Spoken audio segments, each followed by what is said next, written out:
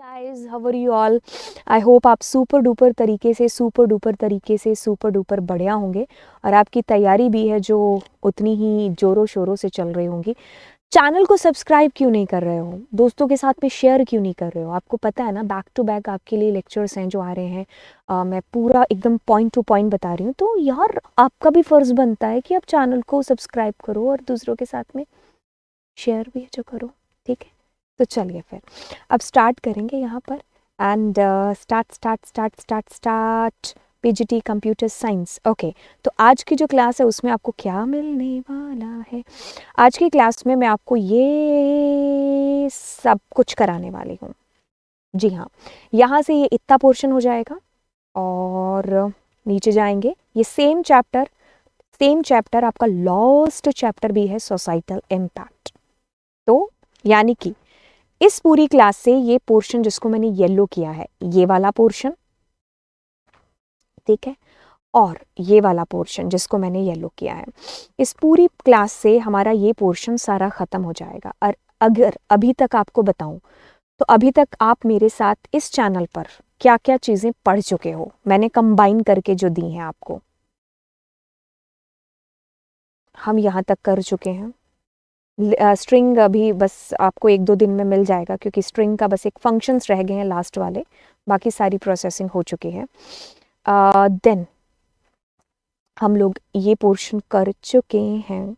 CSV का भी I think मैंने कंबाइन नहीं डाला है, बट 12th का डाल दिया है, अगर जिन्होंने वहाँ से देख लिया होगा ओके, अदरवाइज ठीक है। एंड लूप यस, इतना पोर्शन हो चुका है। एंड देन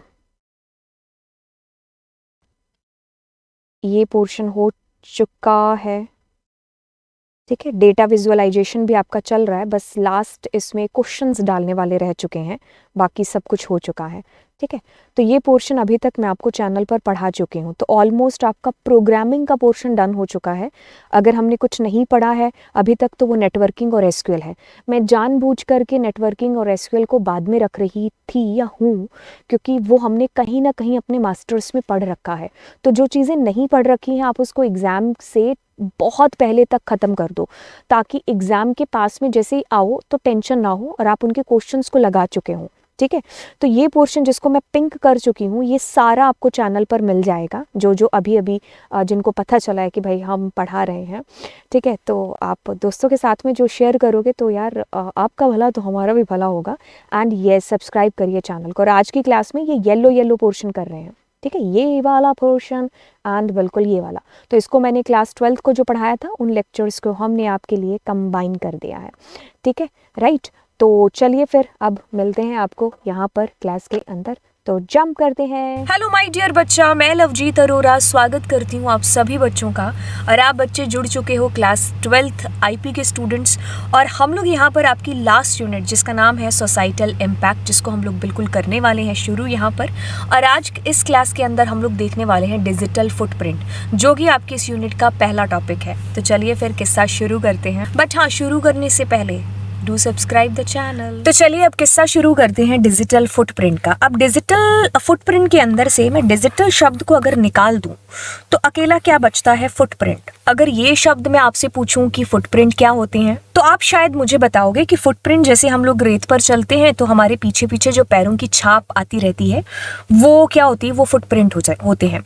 या फिर हमारी मम्मी जो पोछा लगा रही होती है तो हमारी हिम्मत नहीं होती, फिर भी हम एक एग्जाम्पल लेते हैं, गंदे पैर लेकर के चले जाते हैं, है ना। हम सोचते हैं कि मम्मी को पता नहीं चलेगा, बट मम्मी को पता चल जाता है, क्योंकि वो हमारे पैरों की छाप पीछे से फुटप्रिंट देख लेते हैं कि अरे ये गंदे पैर लेकर के कौन गया था अभी, फिर हमारी जो वाट लगती है। तो फुटप्रिंट्स ये होते हैं। अब अगर इसके सामने एक शब्द लग गया विच इज डिजिटल, तो ये क्या बन गए? डिजिटल फुटप्रिंट बन गए। अब ये क्या है? अब इसके लिए मैं आपसे एक सवाल पूछती हूँ डिजिटल फुटप्रिंट के लिए कि have you ever searched online for any information? तो आपका जवाब होगा यस मैम। अगर मैं आपसे सवाल करूं, have you ever purchased an online ticket और response to your friends email, check the score of a game online, बिल्कुल ऐसी सारी चीज़ें, एक्टिविटीज़ हैं जो आप इंटरनेट पर करते हो सुबह से लेके शाम तक, है ना।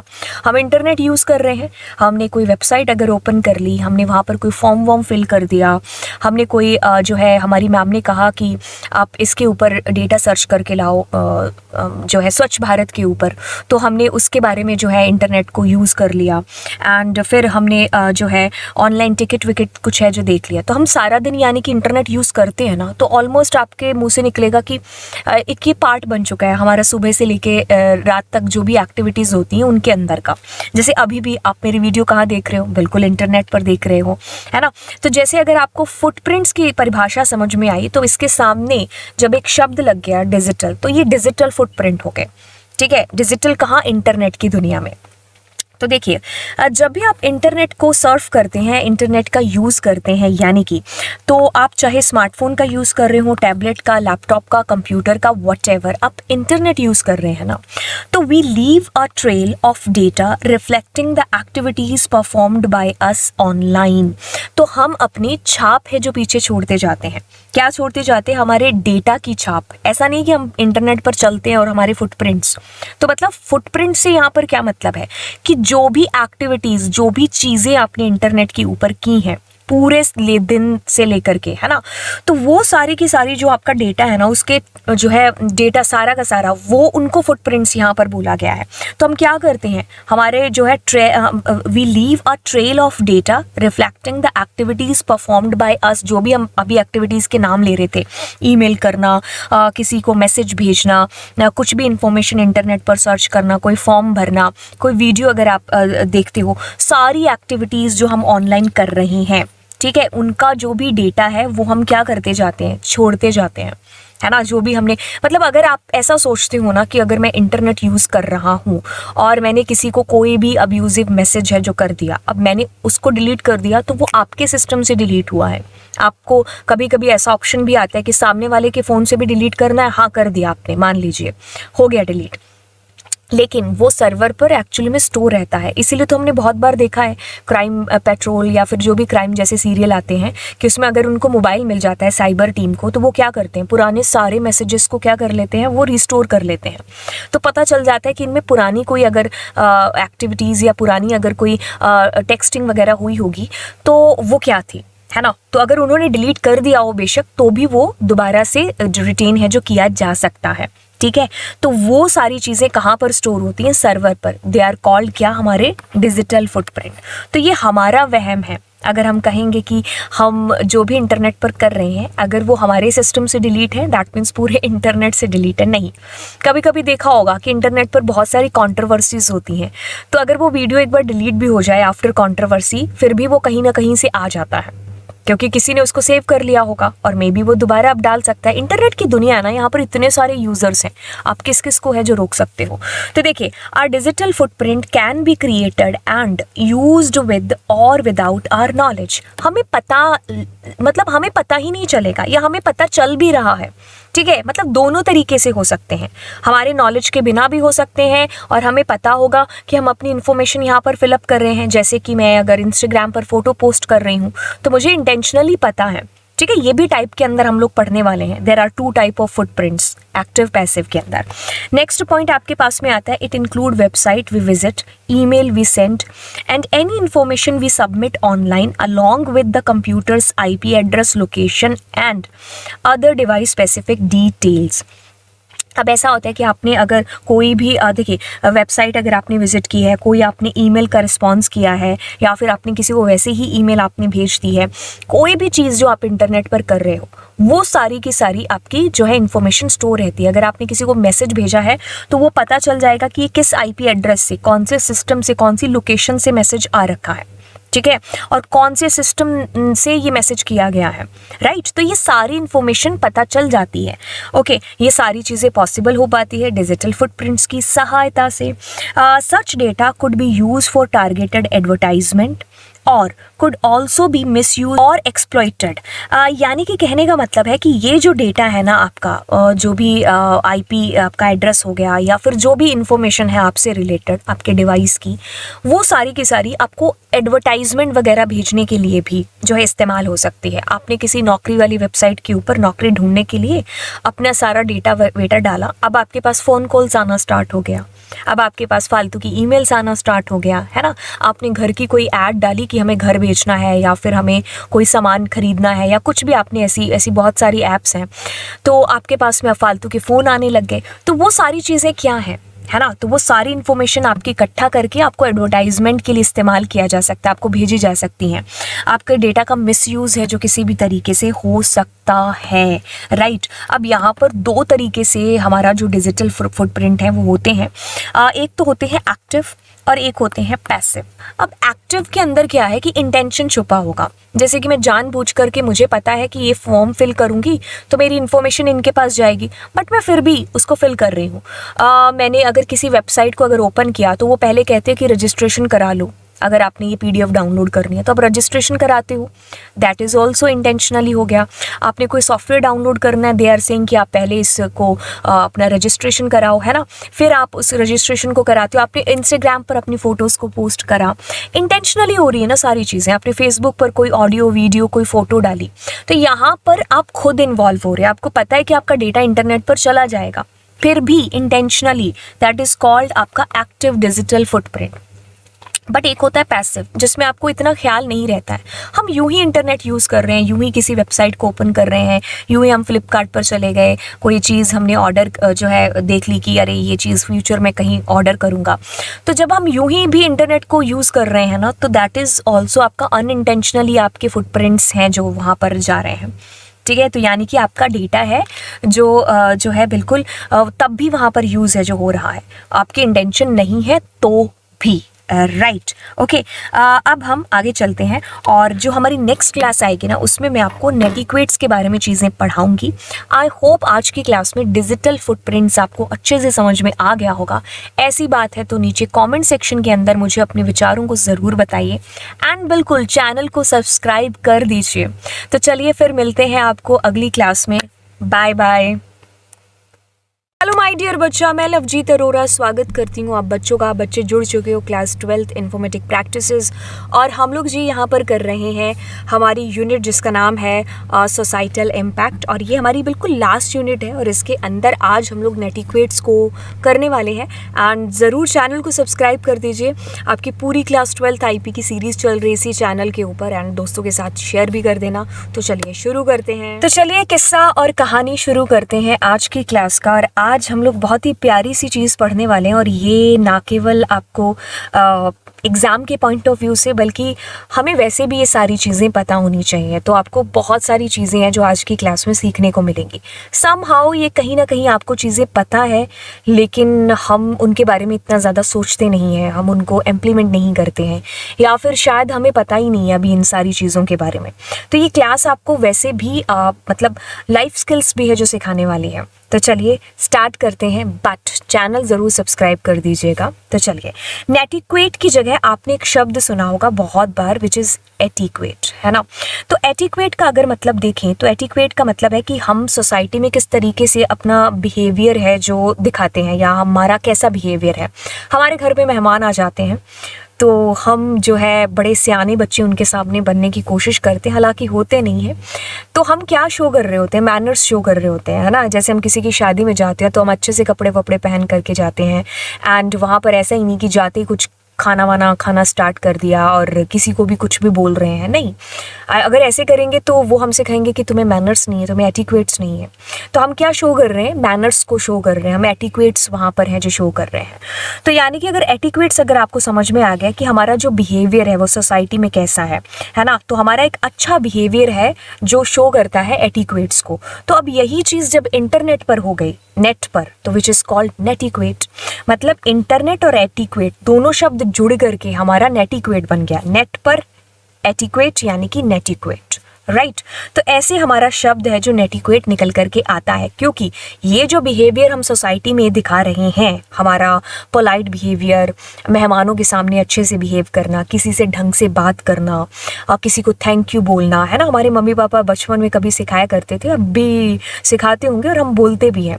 तो ये जो हम सोसाइटी में चीज़ें करते हैं, ये सेम चीज़ें हमें इंटरनेट पर करनी है। तो वहाँ पर नेट पर कर रहे हो जब ये चीज़ें, तो विच इज़ कॉल्ड नेटिक्वेट।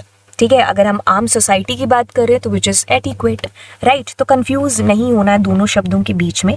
अब देखिए क्या है ये जो चैप्टर है ना, मैंने आपको क्यों कहा कि ये चैप्टर आपको काफ़ी सारी चीज़ें सिखाएगा, क्योंकि आप 11th के स्टूडेंट हो। तो CBSE ने ना आपके करिकुलम में इसीलिए इस चैप्टर को ऐड किया है, क्योंकि आप काफ़ी सारी चीज़ें यहाँ पर जो है सीखोगे, क्योंकि अभी अभी आपने इंटरनेट यूज़ करना सीखा है।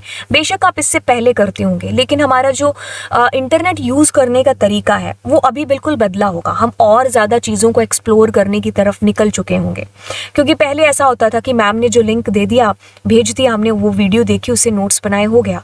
लेकिन अभी आपकी चीज़ें है ना जो लर्निंग पर आ चुकी हैं, आप सर्चिंग करना स्टार्ट कर चुके हो। तो यानी कि जितना आप इंटरनेट यूज़ कर रहे हो, आप उतना ज़्यादा उसके अंदर जा रहे हो। तो जितना आप इंटरनेट के अंदर घुसते जा रहे हो, तो आपको उसके बारे में चीज़ें पता होनी चाहिए कि क्या सही है और क्या गलत है ना। तो जब भी हम घर पे भी कोई नई चीज़ लेते हैं, तो हमें उसको किस तरीके से इस्तेमाल करना है, उसका साथ में गाइडलाइन है जो आता है। अब इंटरनेट जब आप यूज़ कर रहे हो, तो आपको पता होना चाहिए इंटरनेट किस तरीके से आपको यूज़ करना है। यहाँ पर भी आपको एटिक्वेट्स हैं जो रखने हैं, नेट पर नेटिक्वेट रखने हैं, ठीक है। और इसीलिए CBSE ने आपके करिकुलम में इस चैप्टर को जोड़ा है, ताकि आप नए नवेले जो बच्चे हो, जिनके हाथ में हमारे देश का भविष्य है, तो वो बच्चे इंटरनेट पर जाकर के कुछ गलत चीज़ें ना कर दें। तो इसीलिए आपको ये सारी चीज़ें हैं जो पढ़ाई जा रही हैं। तो चलिए अब देखिए, आप जो है इंटरनेट पर जाकर के ईमेल करते हो, सोशल मीडिया यूज़ करते हो, उस पर आप जाकर के चैटिंग वेटिंग करते हो, कोई फॉर्म वगैरह भरते हो, कहीं कमेंट जाकर के करते हो, गेमिंग वगैरह खेलते हो। तो ये सारी चीज़ें आपके दिन भर की एक्टिविटीज़ के अंदर होती हैं, बिल्कुल, है ना। तो हमें क्या करना है, अब हमें जो है हमारे नेटिक्वेट्स यहाँ पर इस्तेमाल करने हैं। मतलब यूं ही कहीं जाकर के हम जो है मतलब कोई भी वीडियो जाकर के या कोई भी वेबसाइट जाकर के या कुछ भी हम नहीं लिख सकते हैं। तो हमें पता होनी चाहिए सारी चीज़ें, ठीक है। अब देखिए कहता है कि यहाँ पर जो गुड नेटिक्वेट्स की बात हो रही है, वो कहता है कि अवॉइड पोस्टिंग इन्फ्लेमेटरी और ऑफेंसिव कमेंट्स ऑनलाइन। बिल्कुल, जब भी हम इंटरनेट पर जाएं, तो हमें इस चीज़ का ध्यान रखना होगा कि हम फालतू की जो पोस्टिंग है या मैसेजेस हैं जिनका कोई मतलब नहीं बनता, जिनका कोई आधार नहीं बन रहा है, ठीक है, तो हम वो जाकर के बिल्कुल उनको अवॉइड करें, मतलब उनको नहीं करें ऐसे मैसेजेस को। ये हमें कहीं ना कहीं चीज़ पता है, बट अब आपको ये अच्छे से पता चल चुकी है कि ऐसे नहीं करना चाहिए, ठीक है। कभी कभी आपने देखा होगा कि हम लोग YouTube पर पढ़ाते हैं, तो बच्चे आकर के कुछ भी है जो बोलने लग जाते हैं, है ना, नीचे आकर के। मतलब उनका जो मेन अटेंशन होता है वो बिल्कुल हमें डिस्टर्ब करना होता है, हमारी क्लास को डिस्टर्ब करना होता है। तो अभी तो ऐसी हैबिट हो चुकी है कि जस्ट इग्नोर करेंगे लाइव क्लास के अंदर भी। बट अब वो जो बच्चे हैं या वो लोग हैं, वो क्या कर रहे हैं, वो बिल्कुल अपने जो है बैड नेटिक्वेट्स है जिनको अब वो शो कर रहे हैं। तो हमें अच्छे एटिक्वेट्स है, नेटिक्वेट्स है, जिनको बनाना है। अब कहता है कि respect other privacy by not sharing personal information, photos, videos that another person may not want publish online। देखिए, अगर आपकी प्राइवेसी अगर आप कहते हो कि हर्ट नहीं होनी चाहिए, तो ऑफ कोर्स दूसरे की भी प्राइवेसी की रिस्पेक्ट आपको करनी चाहिए। अगर वो चाहता है कि आप उनकी फ़ोटोज़ को नहीं ऑनलाइन पोस्ट करो, तो आप मत करो, है ना। तो हमें जो है किसी की पर्सनल इन्फॉर्मेशन शेयर करने का कोई हक नहीं है। आपको अगर शेयर करनी इन्फॉर्मेशन, तो आप खुद करिए। आपको अगर अपनी प्राइवेसी जो है, अगर आपको लगता है कि ये हर्ट नहीं होना चाहिए, दूसरों को ख्याल रखना चाहिए, तो सेम थिंग आप पर भी लागू होती है, राइट।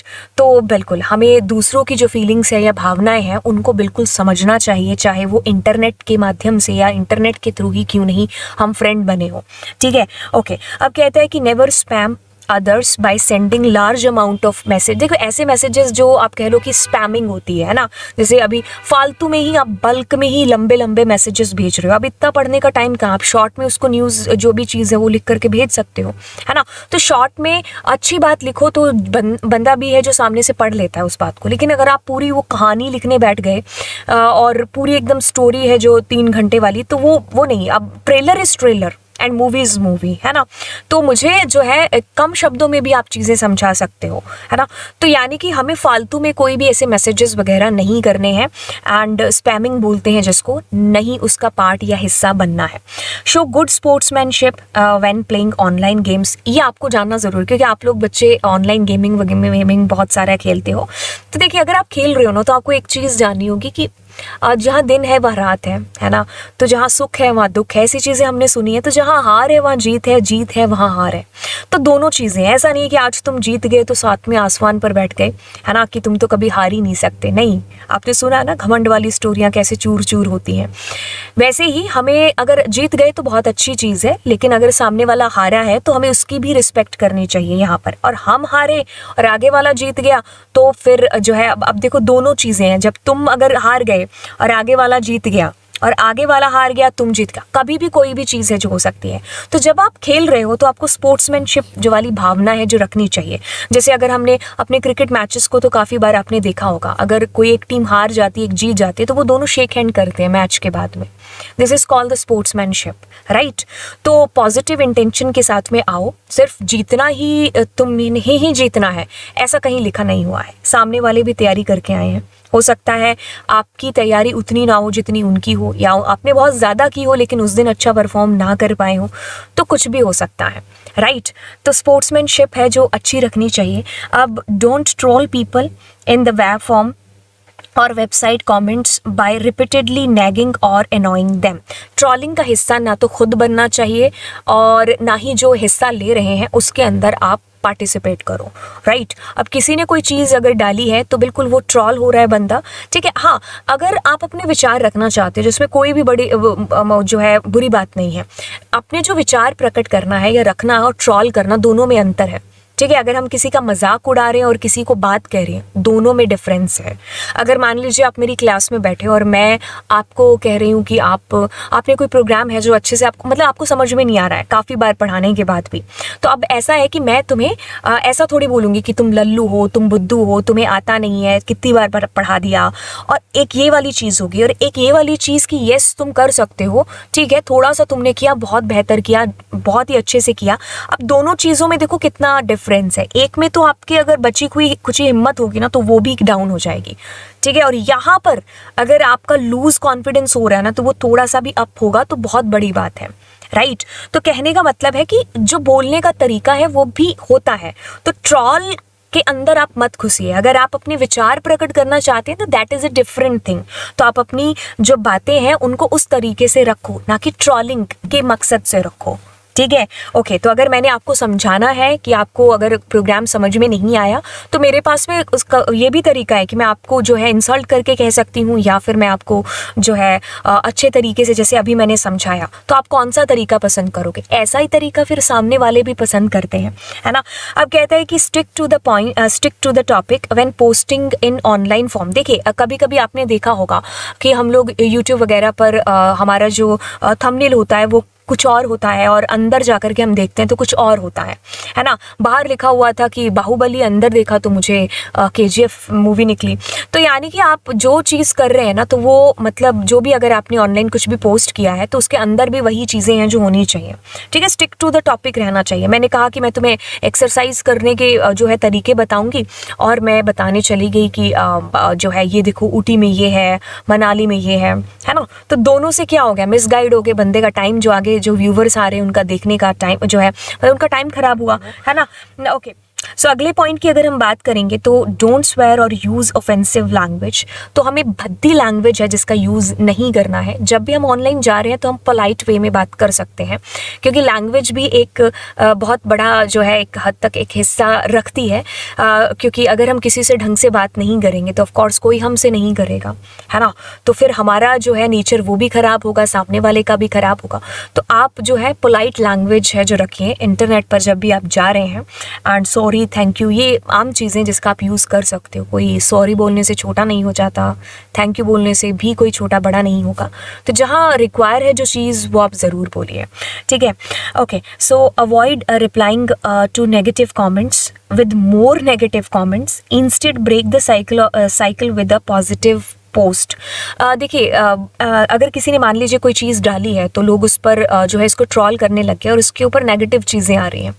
ठीक है, एक मैंने कहा ना वही चीज़ कि अगर आपको लगता है कि वो सही नहीं है तो आप जो है अपनी बात रखिए, ठीक है, वहाँ पर। लेकिन अगर मान लीजिए कोई ऐसी चीज़ है जिस पर लोग बहुत ही ज़्यादा नेगेटिव कमेंट कर रहे हैं और आपको ऐसा लग रहा है कि नहीं ऐसा नहीं होना चाहिए, तो आप उस चेन को ब्रेक कर सकते हैं एक पॉजिटिव मैसेज छोड़ करके, राइट। तो मतलब कहने का कि यार दुनिया में वैसे ही कितनी नेगेटिविटी है जो फैली हुई है, हम उसमें और जा करके जो है घी में जो है आग में घी डालें। तो हमें जो है थोड़ा सा भी अगर हम किसी को खुशी दे पाएँ तो उससे बहुत भला हो जाएगा, है ना। तो थोड़ी सी पॉजिटिविटी है जो दुनिया में लाने की ज़रूरत है, जिसका हिस्सा हम बन सकते हैं बिल्कुल पॉजिटिविटी का। एंड आप जो है पॉजिटिव पोस्ट करके उस चेन को बिल्कुल ब्रेक कर सकते हैं जो नेगेटिव आपने देखा होगा काफ़ी बार ऐसी चीज़ें होती हैं। अब देखिए if someone ask a question and you know the answer, so help, ठीक है, आप हेल्प करिए उसको। अगर आपसे किसी ने कुछ पूछा है तो ऐसा नहीं कि यार अरे मेरे से भी बंदे पूछ रहे हैं ऐसा, है ना। तो मतलब हमें ऐसा भी नहीं बनना है। तो अगर किसी ने कुछ पूछा और आपको पता है तो generally you can help them, right. अब कहते थे कि थैंक यू भी आप हैं जो बोलिए, अगर कोई आपसे कोई हेल्प भी मांग रहा है, अगर आपने भी किसी से मांगी है तो थैंक यू शब्द है जो आपको इस्तेमाल करना चाहिए। एंड मैं कहूँगी कि अगर सॉरी की भी कहीं ज़रूरत पड़ रही है ना तो स्पीक, राइट। तो ये सारे के सारे नेटिक्वेट्स के अंदर हमारी चीज़ें आई और अगली क्लास में हम लोग डेटा प्रोटेक्शन है जिसको हम लोग देखने वाले हैं। एंड आई होप आपको ये सारी चीज़ें समझ में आई होंगी। और तो चलिए फिर चलते हैं, अगली क्लास में मिलते हैं। एंड सब्सक्राइब कर दीजिएगा चैनल को। बाय। हेलो माय डियर बच्चा, मैं लवजीत अरोरा स्वागत करती हूँ आप सभी बच्चों का। और आज की इस क्लास में हम लोग स्टार्ट करने वाले हैं ट्रेडमार्क, पेटेंट और कॉपीराइट, यानी कि ये सारे इंटेलेक्चुअल प्रॉपर्टी राइट्स को हम लोग डिस्कस करेंगे। तो चलिए फिर मिलते हैं आपको क्लास के अंदर एंड जल्दी से जंप करते हैं क्लास के अंदर। बट चैनल को ज़रूर सब्सक्राइब कर देना। चलिए, हेलो माय डियर बच्चा, मैं लवजीत अरोरा स्वागत करती हूँ आप सभी बच्चों का। और आज की क्लास में हम लोग डेटा प्रोटेक्शन के अंदर इंटेलेक्चुअल प्रॉपर्टी राइट्स को पढ़ने वाले हैं। अब देखिए इंटेलेक्चुअल प्रॉपर्टी कौन सी है जो इंटेलेक्चुअल है। अब देखिए दो तरीके की प्रॉपर्टी होती है। एक जो हमने सुनी होगी, कौन सी प्रॉपर्टी, जो हमारे दादा परदादा से चलती हुई आ रही है, हमारे पापा को मिली, पापा से हमें आगे आगे आगे ऐसे चलती जाएगी, है ना। तो एक ये प्रॉपर्टी है, हमारी कार है वो हमारी प्रॉपर्टी, ये चेयर है प्रॉपर्टी है, मोबाइल फ़ोन है, कैमरा है, ये सारी क्या हमारी प्रॉपर्टीज़ हैं। तो हम क्या कर सकते हैं भाई, ये हम इनको टच कर सकते हैं, है ना। हम बता सकते हैं अगर ये मान लीजिए किसी ने चुरा भी लिया तो हम उसके खिलाफ एक्शन है जो ले सकते हैं, हमारा राइट है ये, है ना। तो हम कहेंगे कि भाई इस तरीके का लैपटॉप था तो जो इसने है जो चुरा लिया, तो जो है मतलब कहने का कि प्रॉपर्टी है और इसको अगर कोई नुकसान पहुंचाता है तो हमारे पास में राइट भी है उसके खिलाफ एक्शन लेने का। अब हम प्रॉपर्टी की बात करेंगे बट हम इंटेलेक्चुअल प्रॉपर्टी की बात करेंगे, ठीक है। प्रॉपर्टी के साथ में एक शब्द जुड़ चुका है विच इज इंटेलेक्चुअल। अब इंटेलेक्चुअल प्रॉपर्टी की बात हो रही है तो intellectual property refers to the inventions, literacy work, artistic work या artistic expression, design, symbol, name, logo. तो यानी कि ये जो है ना ये इंटेलेक्चुअल प्रॉपर्टी है। सीधी सी और सरल सी भाषा में कहें तो जिसमें हमने दिमाग का यूज़ करके हमने खुद ही उस चीज़ को उत्पन्न किया हो। मतलब मेरे दिमाग में कोई एक ऐसा आइडिया आया, कोई कार का डिज़ाइन, कोई लोगो का डिज़ाइन, कोई पोइम आ गई, कोई गाना आ गया, कोई फिल्म की स्टोरी आ गई, ठीक है, कोई ऐसी बुक के बारे में मुझे कोई आइडिया है जो आ गया, कोई उस ऐसा मुझे पेंटिंग है जिसके बारे में मुझे एक आइडिया आ गया। तो मतलब मैंने यहाँ पर किसी की कोई हेल्प नहीं ली है, मैंने यहाँ पर अपने दिमाग का यूज़ किया और मेरे दिमाग ने ही मुझे एक नई क्रिएटिव चीज़ है जो बता दी कि हाँ ऐसा कुछ बना सकते हैं। तो अब वो जो है ना property, that's called intellectual property, ठीक है। तो मतलब वो आपके जो है खुद ही दिमाग से आपको एक आइडिया आता है। इन्वेंशन की बात हो रही है, लिटरेसी वर्क की बात हो रही है, आर्टिस्टिक वर्क की बात हो रही है, कोई डिज़ाइन है, कोई सिंबल है, कोई लोगो है, कोई ऐसी कंपनी का नाम हो गया, है ना। तो ये सारी की सारी चीज़ें हमारी इंटेलेक्चुअल प्रॉपर्टी के अंदर है जो बेसिकली आएंगी। अब देखिए इंटेलेक्चुअल प्रॉपर्टी की अगर बात हो रही है तो कहता है कि the ownership of such concept lies with the creator. जिसको इसका आइडिया आया है, ठीक है, वही उसका जन्मदाता है, यानी कि वही उसका क्रिएटर है, ठीक है। अगर मेरे दिमाग में कोई ऐसी एक मूवी की कहानी है जो आती है और अब वो मेरे माइंड की उत्पत्ति है ना, मैंने उस प्रॉपर्टी को इन्वेंट किया है, तो बिल्कुल उसका क्रिएटर कौन है, मैं हूँ, ठीक है। तो स्टोरी जो राइटर है वो कौन है, वो मैं हूँ उसका, क्योंकि वो आइडिया मेरे दिमाग में सबसे पहले है जो आया है। अब देखिए इसमें ये चीज़ हो रही है कि ये जो इंटेलेक्चुअल प्रॉपर्टी है जिसमें आपने अपने दिमाग का यूज़ करके कोई ऐसी चीज़ है जो इन्वेंट की है, तो अब इसमें हक किसका है? अगर आप क्रिएटर हो इसके तो हक किसका है? आपका है। अब इसको आपसे कोई भी नहीं चुरा सकता, ठीक है। जैसे कि अगर मान लीजिए ये जो प्रॉपर्टी है, जैसे घर है या चेयर है या लैपटॉप है, मोबाइल है, अगर ये कोई चुरा लेता है तो हम उसके खिलाफ एक्शन ले सकते हैं क्योंकि हमारे पास में इतने राइट्स हैं। तो अगर ऐसी प्रॉपर्टी जिसको हम इंटेलेक्चुअल प्रॉपर्टी कहते हैं, अगर ऐसी प्रॉपर्टी को भी कोई चुराने की कोशिश करे या कर ले, चुरा ले, तो हमारे पास में राइट्स हैं कि हम उसके खिलाफ लीगल एक्शन है जो ले पाएँ, राइट। ओके, बिल्कुल। जो मेरे दिमाग में एक आइडिया आया, मैंने किसी को थोड़ा सा बताया कि मेरे दिमाग में ऐसे ऐसे करके कोई जो है कहानी आ रही है। अब सामने वाला बंदा उसमें 4 चीज़ें और ऐड करके 5वें बंदे को बता देता है ना। तो ये गलत चीज़ है ना। वो आइडिया किसके दिमाग में आया? वो मेरे दिमाग में आया। मेरा तो वहाँ पर नाम ही नहीं, मुझे पता चला कि उस पर तो कोई एल्बम भी है जो बन गया। तो ऐसे अगर मैं उसका कॉपीराइट करा लेती तो हिम्मत नहीं होती सामने वाले की उस आइडिया को कॉपी करने की या चुराने की, ठीक है। अब देखिए इसके अंदर intellectual property is legally protected through copyright, patent या ट्रेडमार्क। अब ऐसा है कि इंटेलेक्चुअल प्रॉपर्टी किस तरीके की है? क्या वो कोई इन्वेंशन है, क्या वो कोई आर्टिस्टिक वर्क है, या कोई वो एक सिंबल या फिर कंपनी का नाम या फिर कोई लोगो है? तो मुझे अलग अलग तरीके से इस इंटेलेक्चुअल प्रॉपर्टी को प्रोटेक्ट करना पड़ेगा। मैं इसका कॉपीराइट करवा सकती हूँ, मैं पेटेंट ले सकती हूँ, मैं ट्रेडमार्क करा सकती हूँ, राइट। तो ये डिपेंड करेगा। अब कहते हैं कि types of intellectual property protection, तो जैसे मैंने तीनों चीज़ें बताई, ट्रेडमार्क, पेटेंट और कॉपीराइट, ये 3 चीज़ें आपके पास में आ गई ना।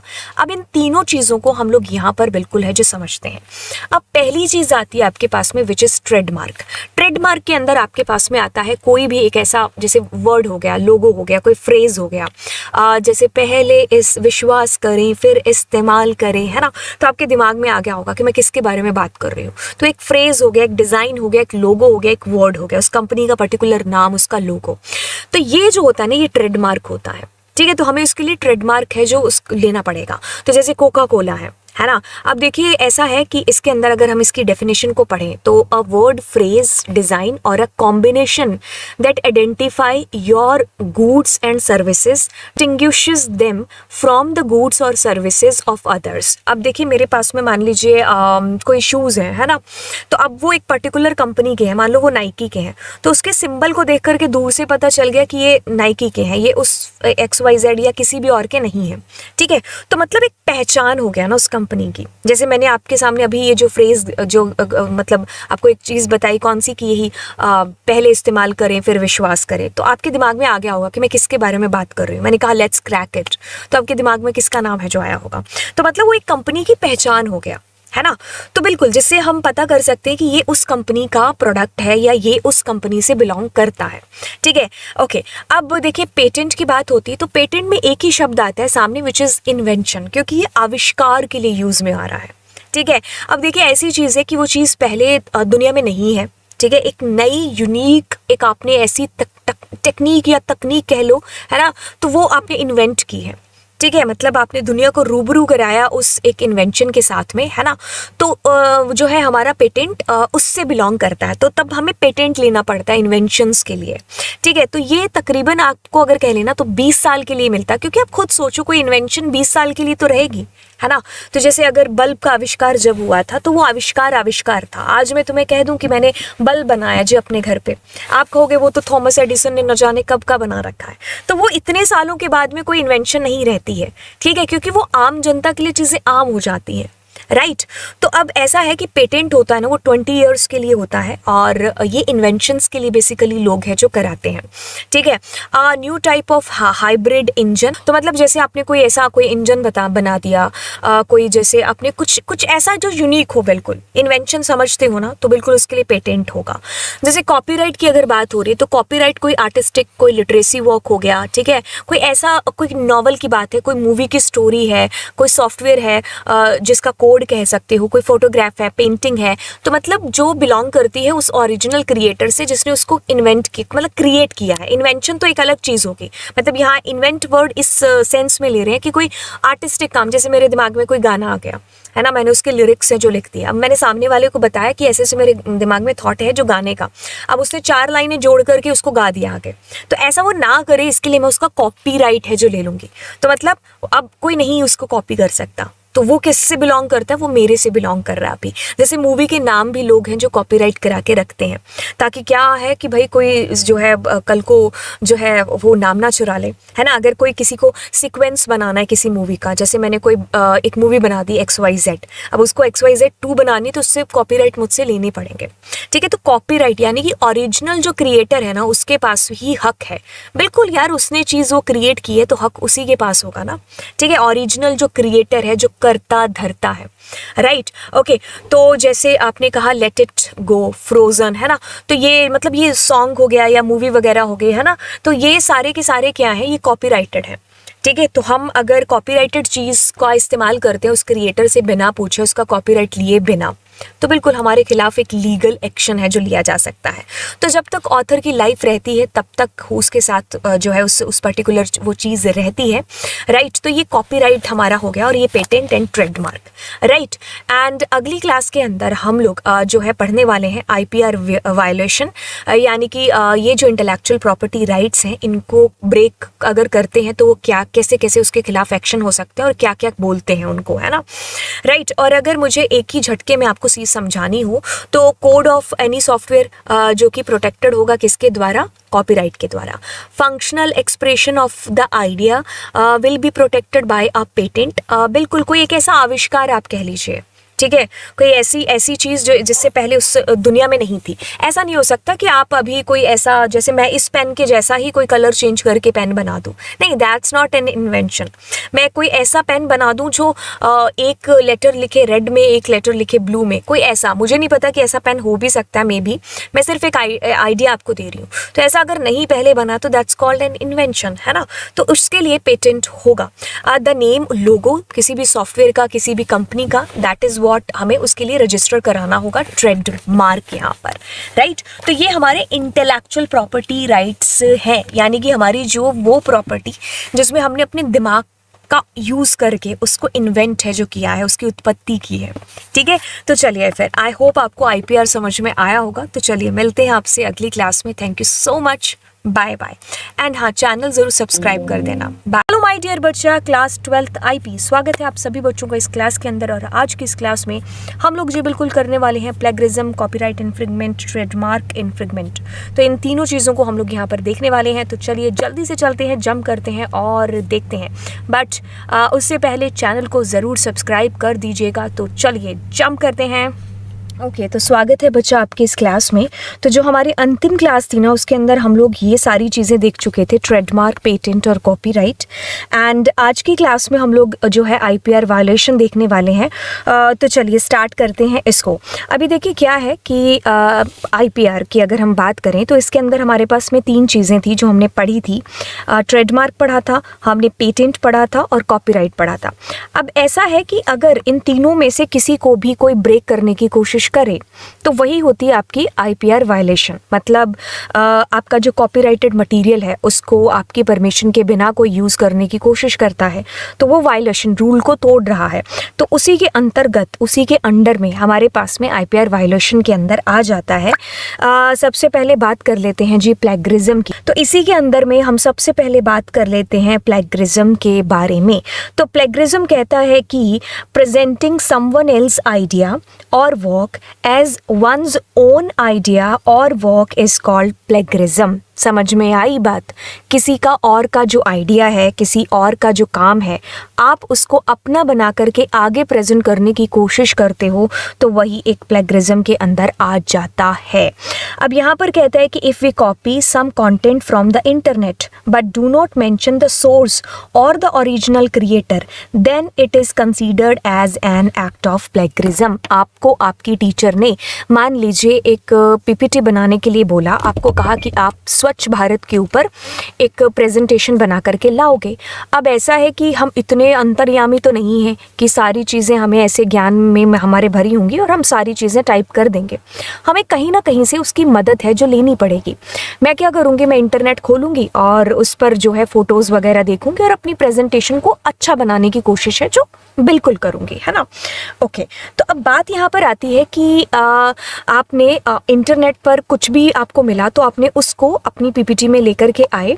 मान लीजिए किसी ने कोई पोइम लिखी थी, मान लीजिए किसी ने कोई थॉट लिखा था, कोई ऐसी 2-4 लाइनें लिखी थी या कोई फ़ोटो थी। अब मैंने उस वेबसाइट से उसको चिपका दिया अपने पास में। कुछ कंटेंट मिला किसी का, वो भी मैंने चिपका दिया। अब मेहनत किसी और की, काम किसी और का, मैंने सिर्फ उसको कॉपी पेस्ट किया है और मैं इसको अभी शो कैसे कराऊंगी कि भाई ये मैं बना करके लाई हूँ, है ना। तो यानी कि ये चीज़ें आपकी आ जाती हैं किसके अंदर, प्लेगरिज्म के अंदर। अगर आप इससे बचना चाहते हैं तो आप ये चीज़ कर सकते हैं क्या, कि आप जहाँ से भी उस मटेरियल को लेकर के आ रहे हैं, उस फोटो को लेकर के आ रहे हैं, उस कोड को लेकर के आ रहे हैं, जो भी उस वेबसाइट पर मेंशन है या जहाँ से भी, आप उसको साइट कर दीजिए। यानी कि आप उसका सोर्स दे दीजिए कि ये वहाँ से लिया गया है। यानी कि जिसका क्रेडिट जिसको जाना चाहिए वो उसको जाएगा, राइट। अगर आप ऐसा नहीं करते हैं तो आप जाने अनजाने प्लेगरिज्म कर रहे हैं, ठीक है। It is a serious ethical offense and sometime considered as an act of fraud. तो ये फ्रॉड भी माना जा सकता है क्योंकि आप धोखा कर रहे हो किसी के साथ में। Even if we take the content that are open for public use, we should cite the author और सोर्स टू अवॉइड प्लेगरिज्म। अगर वो फ्रीली अवेलेबल है तो भी हमें उसमें मेंशन करना चाहिए कि ये यहाँ से लिया गया है, ठीक है, क्योंकि जो उसका क्रिएटर है, जो उसका ऑथर है, उसको उसका क्रेडिट अवश्य मिलना चाहिए। एक्सीडेंटल हो सकता है, डेलिब्रेट हो सकता है, जिसको हम एक्सीडेंटल को अनइंटेंशनल, डेलिब्रेट को इंटेंशनल, तो दोनों तरीके से प्लेगरिज्म हो सकता है।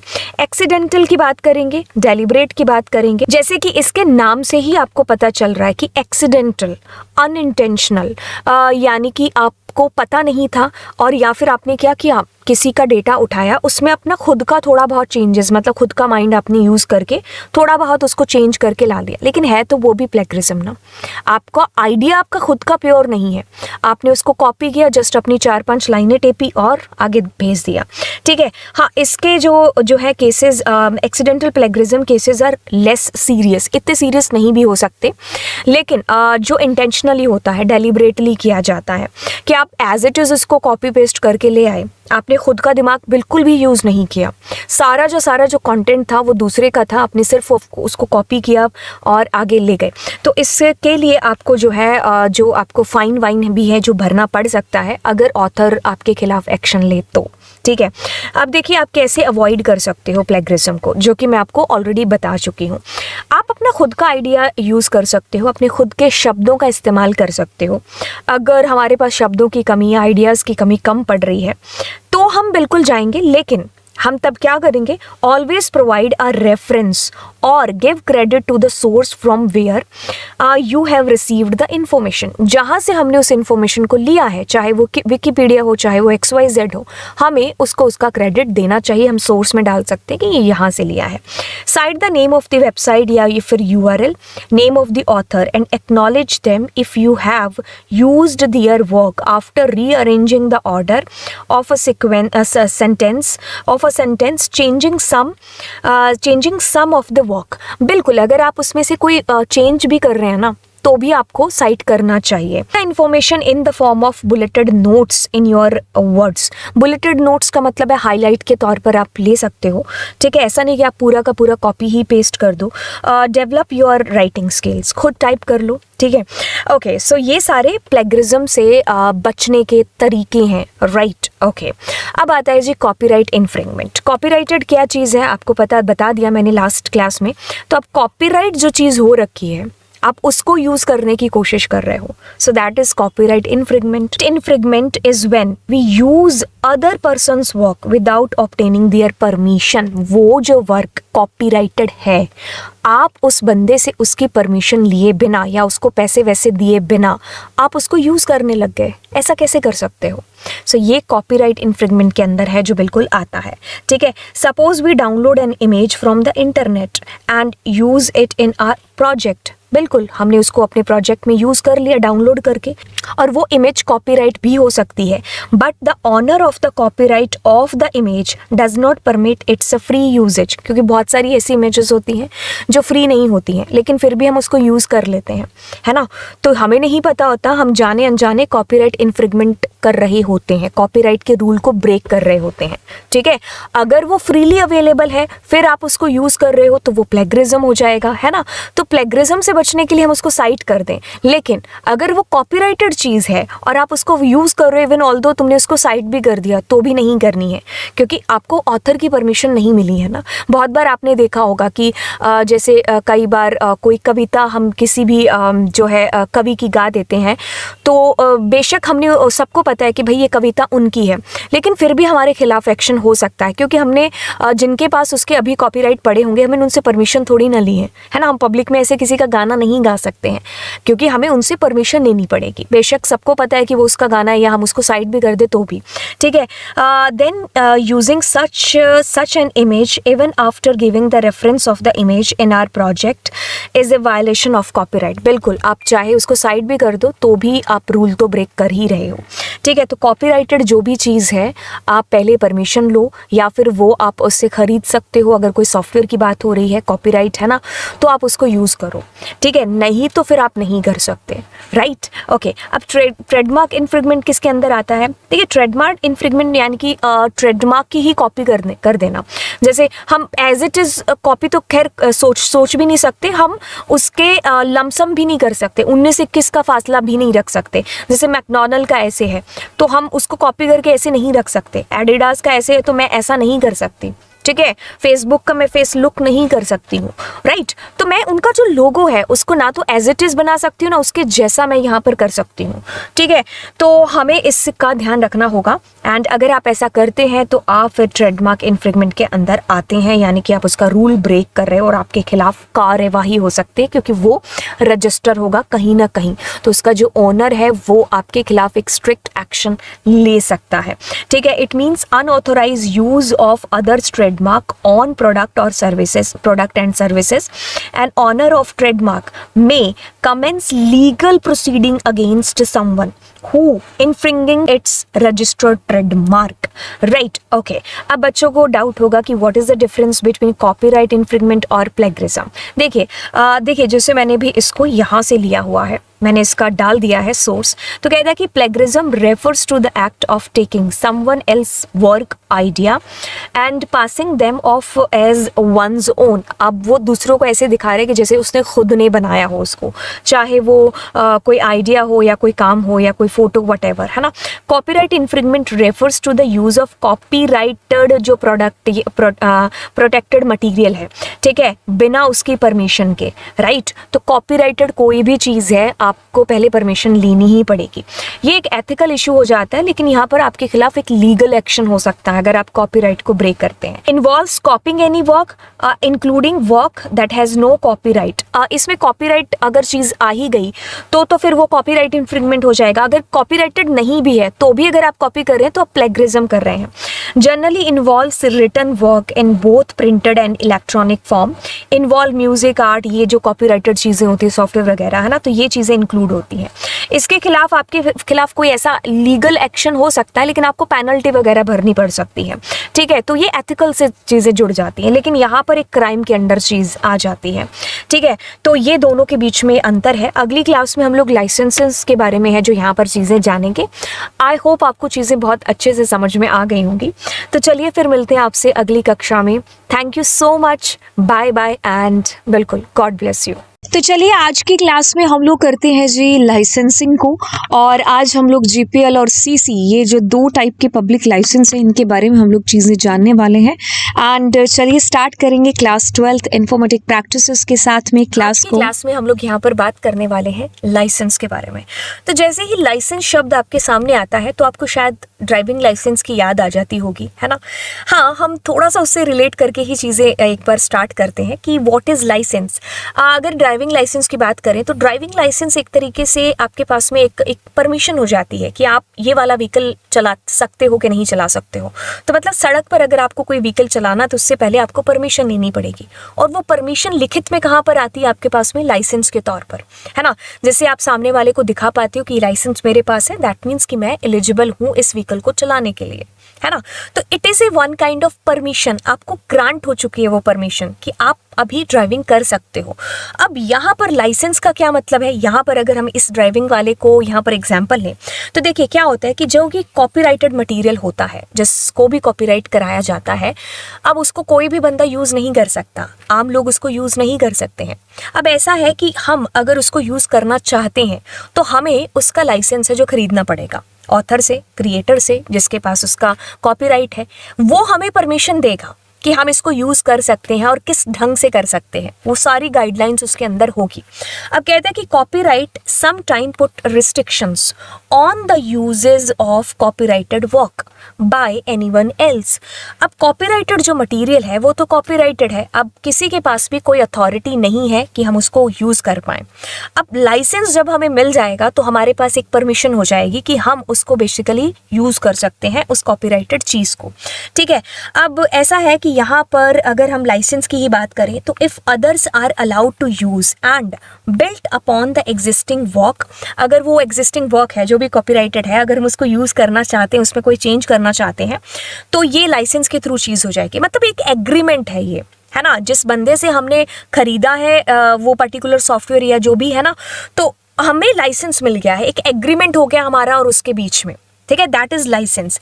It will encourage the collaboration and would result in new innovation in the same direction. अगर मान लीजिए उस कॉपीराइट जिसका भी कॉपीराइट है, मैंने उससे लाइसेंस लिया और उसने मुझे उसको चेंज करने की भी परमिशन दे दी, तो इससे क्या हो जाएगी, न्यू इनोवेशंस नहीं होगी, मतलब मैं उसमें कोई नए चेंजेस करके उससे कोई नई चीज़ें बना सकता हूँ, है ना।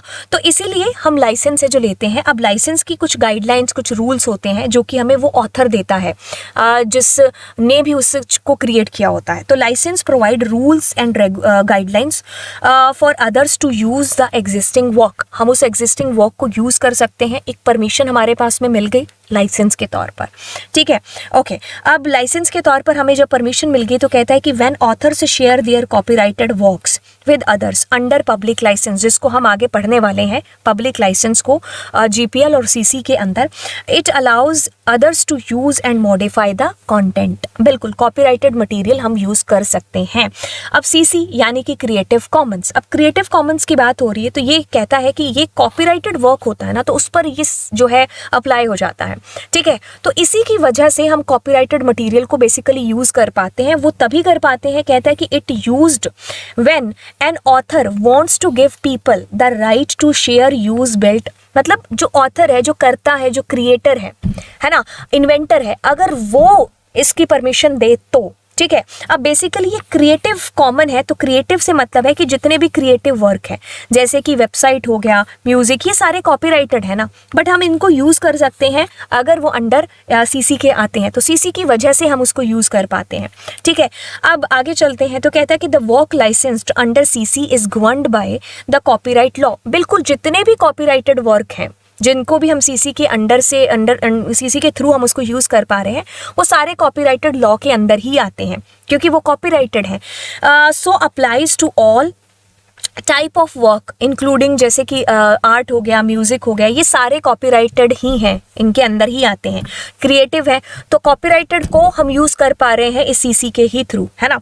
अब कहते हैं कि the CC search feature of the online platform makes the licensed material easier to find. जितना भी online digital material, digital data पड़ा हुआ है, हम उनको फ्रीली यूज़ कर पा रहे हैं, चाहे वो कॉपीराइटेड है ना। वो सीसी की ही वजह से हम उसको यूज़ कर सकते हैं क्योंकि ऑथर ने उसकी परमिशन दे रखी है, जो भी क्रिएटर है उसने परमिशन दे रखी है इसके अंडर में कि हाँ तुम इसको यूज कर सकते हो, ठीक है। The author of the content is given full freedom to set up condition to use their work, ठीक है।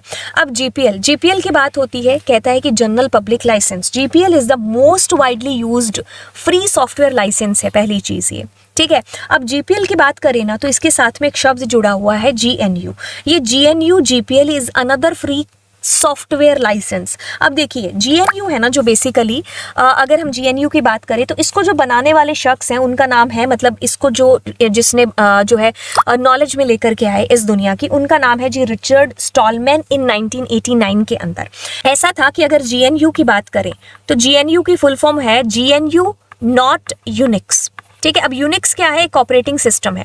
अब जब ये यूनिक्स ऑपरेटिंग सिस्टम है तो इसमें बहुत सारी रिस्ट्रिक्शंस हैं कि आप इसको ऐसे नहीं कर सकते, यूज़ ऐसे नहीं। तो जो है ना रिचर्ड, इन्होंने सोचा कि क्यों नहीं एक ऐसा जो है सिस्टम बनाया जाए जिसमें फ्रीली आप यूज़ कर पाओ। ठीक है, आप उसको मॉडिफाई कर पाओ, रन कर पाओ, रीडिस्ट्रीब्यूट कर पाओ।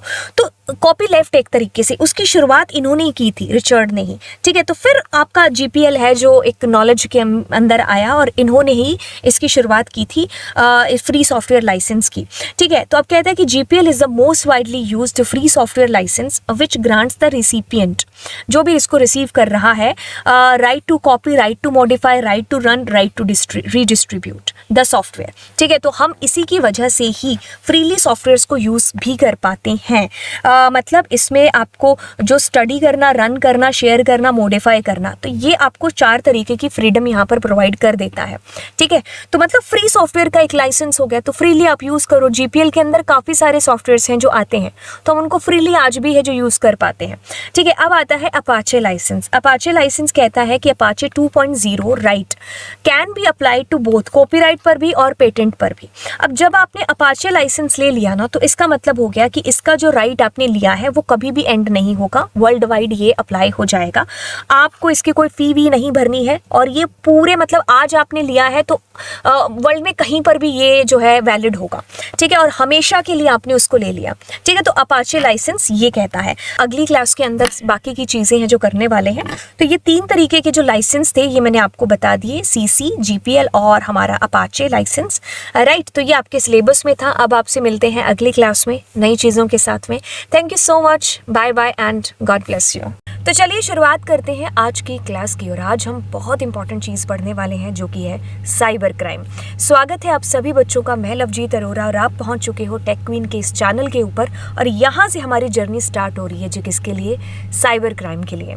तो चलिए स्टार्ट करेंगे क्लास को, बट चैनल को ज़रूर सब्सक्राइब कर देना। ओके, तो सब बच्चों को नमस्ते, नमस्कार टू एवरीवन। तो चलिए स्टार्ट करते हैं आज की क्लास। सब बच्चों को नमस्ते एंड चैनल को ज़रूर सब्सक्राइब कर दीजिएगा। एंड हम लोग पहुंच चुके हैं क्लास 11th के लास्ट जो चैप्टर है उसके अंदर, साइबर क्राइम के ऊपर। ठीक है, तो चलिए ये same to same class 12th IP के अंदर भी है, तो डोंट वरी अगर इसको 11th CS देख रहा है या 12th IP देख रहा है। राइट, ओके, तो चलिए साइबर क्राइम। साइबर क्राइम से आपको क्या चीज़ समझ में आती है? तो सबसे पहले अपने क्या करते हैं, इसको बड़ी मलाई की तरह समझते हैं। ये जो शब्द है ना, इसको हम तोड़ते हैं, ब्रेक करते हैं 2 पार्ट्स के अंदर।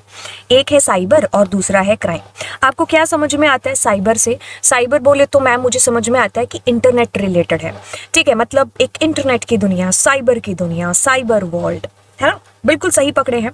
और दूसरी शब्द अगर यहाँ पर दूसरी तरफ अगर हम इस शब्द को देखें तो क्राइम, यानी कि थोड़ी सी नेगेटिव फीलिंग आ रही है। हमें लगता नहीं कि इतना ज़्यादा एक्सप्लेन करना चाहिए इस वर्ड को, बट कहीं ना कहीं हमें पता है क्राइम जो मतलब कहने का मतलब है कि जो इलीगल एक चीज़ हो रही है। ठीक है, हम समझते हैं ना कि क्राइम क्या है, बस वो जो क्राइम आप समझ रहे हो ना बिना बोले भी, तो वही क्राइम हो रहा है कहाँ पर? साइबर दुनिया के अंदर। ठीक है, इंटरनेट की दुनिया पर होने वाला क्राइम हमारा साइबर क्राइम हो गया। राइट, तो पहले जब क्राइम हुआ करते थे, जब साइबर की दुनिया नहीं थी, मतलब हम लोग इतना ज़्यादा इंटरनेट यूज़ नहीं करते थे। ठीक है, तब भी समहाउ थोड़ा बहुत जो भी यूज़ करते थे वहाँ क्राइम हो रहे थे। लेकिन अब जो हमारी पहुँच है या अब जो हमारा टाइम है वो ज़्यादातर यहाँ स्पेंड हो रहा है कहाँ? साइबर वर्ल्ड के ऊपर।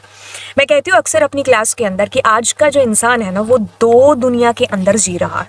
पहली दुनिया जो उसकी असली दुनिया है, एक्चुअल दुनिया है, जहाँ उसको सच में रहना चाहिए, मतलब सच में मुझे जा कर के फिजिकली है जो गले लगा करके विश करना चाहिए बर्थडे, बजाय कि मैं इंटरनेट पर, इंस्टा पर या फिर मैं जो है फेसबुक पर, इन पर मैं जाकर के बर्थडे विश करूं। मतलब घर में 2 बंदे रह रहे हैं, आपस में बात नहीं कर रहे हैं, बट येस जो साइबर दुनिया ना, जो वर्चुअल दुनिया है, उनके लिए हम दोनों जो है कूल डैम होने चाहिए। मतलब हमें जो है विश वहाँ पर हम कर देंगे अपनी लाइफलाइन और पता नहीं क्या क्या लिख करके, लेकिन आपस में हम शायद उतने अच्छे तरीके से बात नहीं कर रहे हैं, और थोड़े दिनों बाद पता चल रहा है कि बंदे दोनों अलग हो रहे हैं, है ना? तो फिर हमारे जैसे जो आम लोग होते हैं वो सोचते हैं कि अरे यार कल परसों तो ऐसे फोटोज आ रही थी और आज क्या हो गया, है ना। तो मतलब ये एक नकली दुनिया, इसीलिए तो इसको वर्चुअल दुनिया बोला गया है ना, साइबर की दुनिया, जहां पर हमें चेहरे दिखाए जाते हैं बहुत खुश, मतलब वो फेस दिखाया जाता है जो एक्चुअल दुनिया से बहुत ही हट करके है।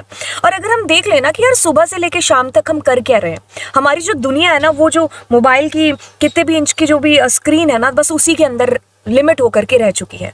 तो हमारी जो खिड़की है ना, वो है एक दुनिया को देखने का जो नजरिया हो गया है ना, अब उस खिड़की के थ्रू है, उस मोबाइल के थ्रू है, जो हम दुनिया को ऐसे झपक लगा लेते हैं दुनिया की कि दुनिया शायद ऐसी है, बट हमें उसे कहीं ना कहीं बाहर आकर के एक्चुअल में देखना पड़ेगा कि नहीं, दुनिया बहुत ब्यूटीफुल है एंड दुनिया में क्या सच्चाई है, क्या चीज़ें हो रही हैं वाकई में, दर्द क्या होता है, हमें एक्चुअल में जा कर के देखना चाहिए। ठीक है, चलो वो तो एक अलग तरीके की बात हो गई। लेकिन अगर हम इस टॉपिक से थोड़ा सा स्ट्रिक्ट रहें तो देखिए, आपको यहाँ से इतनी बातों से एक चीज़ समझ में आई होगी कि हमारी जो प्रेजेंस है ना, एक इंसान की जो प्रेजेंस है वो ज़्यादा कहाँ पर हो रही है, इस साइबर दुनिया में हो रही है। कहाँ? वर्चुअल दुनिया में ज़्यादा हो रही है ना। तो जब इंसान की प्रेजेंस जहाँ पर ज़्यादा है ना, तो मेरा मानना है कि क्राइम भी वहाँ सबसे ज़्यादा होने लग गए हैं। अगर हम कंपैरिजन करें कुछ साल पहले जब इतना ज़्यादा इंटरनेट यूज़ नहीं होता था, तब हमें इतनी ज़्यादा साइबर क्राइम की न्यूज़ नहीं मिलती थी, रेयरली हमें कभी मिल गई। लेकिन आज की डेट में अगर हम कोई भी सीरियल भी देखते हैं, जैसे हम जो है क्राइम पेट्रोल वगैरह या कोई ऐसे सीरियल, न्यूज़ भी या न्यूज़पेपर भी हम पढ़ते हैं, तो वहाँ जितने भी क्राइम है ना, उनके अंदर कहीं ना कहीं ये साइबर वर्ल्ड जो है, जो है वर्ड है जो ज़रूर घुसा हुआ है कहीं ना कहीं, है ना। तो मतलब हमें वो देख करके पता चलता है कि यार इंटरनेट जो है एक जो है उसके फ़ायदे तो हैं ही, लेकिन ऑफ कोर्स हर चीज़ के नुकसान भी होते हैं। तो आज हम उसी के बारे में बात है जो यहाँ पर करने वाले हैं कि इंटरनेट की दुनिया में होने वाले क्राइम। क्योंकि तो आप बच्चे अभी जिनके हाथों में हमारे देश का भविष्य है, तो वो बच्चे अब यहाँ पर आ रहे हैं, इंटरनेट यूज़ कर रहे हैं, तो आपको जानना होगा कि यहाँ पर भी क्राइम होते हैं। कहीं आप उसका पार्ट तो नहीं बन रहे हो, कहीं आप उसका शिकार तो नहीं हो रहे हो। तो दोनों ही चीज़ों में आपको डिफरेंस है जो यहाँ पर समझना होगा। तो बड़े ही प्यार से समझेंगे साइबर क्राइम। मुझे लगता है कि इस शब्द को मैं बहुत अच्छे तरीके से एक्सप्लेन कर चुकी हूँ। Cyber crime is defined as a crime in which computer is the medium. Computer medium भी हो सकता है, कंप्यूटर के द्वारा भी है जो हो सकता है साइबर क्राइम, है ना। मतलब जो है बिल्कुल, अगर हमने हैकिंग सुना है, अगर हमने साइबर स्टॉकर्स के नाम सुने हैं, तो मतलब कंप्यूटर का ही यूज़ करके किए जा रहे हैं, है ना, कंप्यूटर पर ही किए जा रहे हैं, नेटवर्क के थ्रू ही, राइट। ओके, स्पैमिंग हो गया, फिशिंग हो गया, जैसे इसने काफ़ी सारे साइबर क्राइम्स यहाँ पर दिए और जो हम डिस्कस भी है जो यहाँ पर। सो अगर हम कहेंगे ना कि जो क्रिमिनल्स एक्टिविटीज़ हैं जो हमारे साइबर वर्ल्ड में हो रही है, वो दिन बर दिन बहुत ज़्यादा बढ़ रही है। जैसे इन्होंने काफ़ी सारे एग्जाम्पल भी बताए हैं जो कि हम अभी डिस्कस करेंगे। अब एक टर्म आती है which is hacker. Her 11th या 12th क्लास का बच्चा है ना, हर पहला बच्चा, मैं दूसरा भी नहीं कहूँगी, हर पहला बच्चा हैकर बनना चाहता है। कहीं ना कहीं हमने वो एक हिंदी मूवीज़ देख करके एक वो कूल वाली एक जो पिक्चर है ना हैकर वाली अपने दिमाग में बना रखी है कि हैकर इज बोले तो कूल, हाँ, है ना। मतलब एक वो आजकल हमें ऐसा हो गया, मतलब हम ऐसा देखते थे कि यार जब हमारे टाइम में हम मूवीज़ देखते थे, खैर अभी भी हमारा ही टाइम है, बट एक वो चीज़ है ना जो 11th 12th वाली बात, वो बात ही कुछ अलग होती है। तो उस टाइम में जब हम देखते थे मूवीज़, तो हीरो वॉज हीरो, है ना, मतलब हर कोई हीरो बनना चाहता था। अभी की जो मूवीज़ आई है ना, उसमें विलन को बहुत ज़्यादा पावरफुल बताया है हीरो से। अभी जो मूवीज़ भी आ रही है उसमें भी मतलब एक जो सॉफ्ट कॉर्नर है ना, वो विलन के लिए ज़्यादा हो चुका है, बजाय कि इवन पुलिस बेचारी बहुत काम करती बचाती है, लेकिन फिर भी हमारे लिए एक सॉफ्ट कॉर्नर रहता है किसका, विलन का। मतलब मूवीज़ में ऐसा दर्शाया जाता है ना। तो आई थिंक उसका भी एक अफेक्ट बच्चों के ऊपर है जो पड़ा है कि हैकर को लेकर के एक सॉफ्ट कॉर्नर। बेशक हैकर जो है इलीगल चीज़ें हैं जो कर रहा होगा, लेकिन हम फिर भी उसके अंदर जो है अच्छाई ढूंढने की कोशिश करते हैं, बजाय कि जो हमें जहाँ पर फोकस करना चाहिए वहाँ पर नहीं करते हैं। तो देखिए हैकर, ओके, तो अब हम इसी का एक शब्द लेते हैं जो कि है हैकिंग, ठीक है, जो कि हैकर करते हैं। हैकिंग एक अनऑथोराइज कर्म है, ठीक है, एक टर्म भी कह सकते हो, है ना, एक अनऑथोराइज है जिसको अथॉरिटी नहीं है, बट वो फिर भी उस अथॉरिटी के बिना वो चीज़ें कर रहा है इलीगली, ठीक है।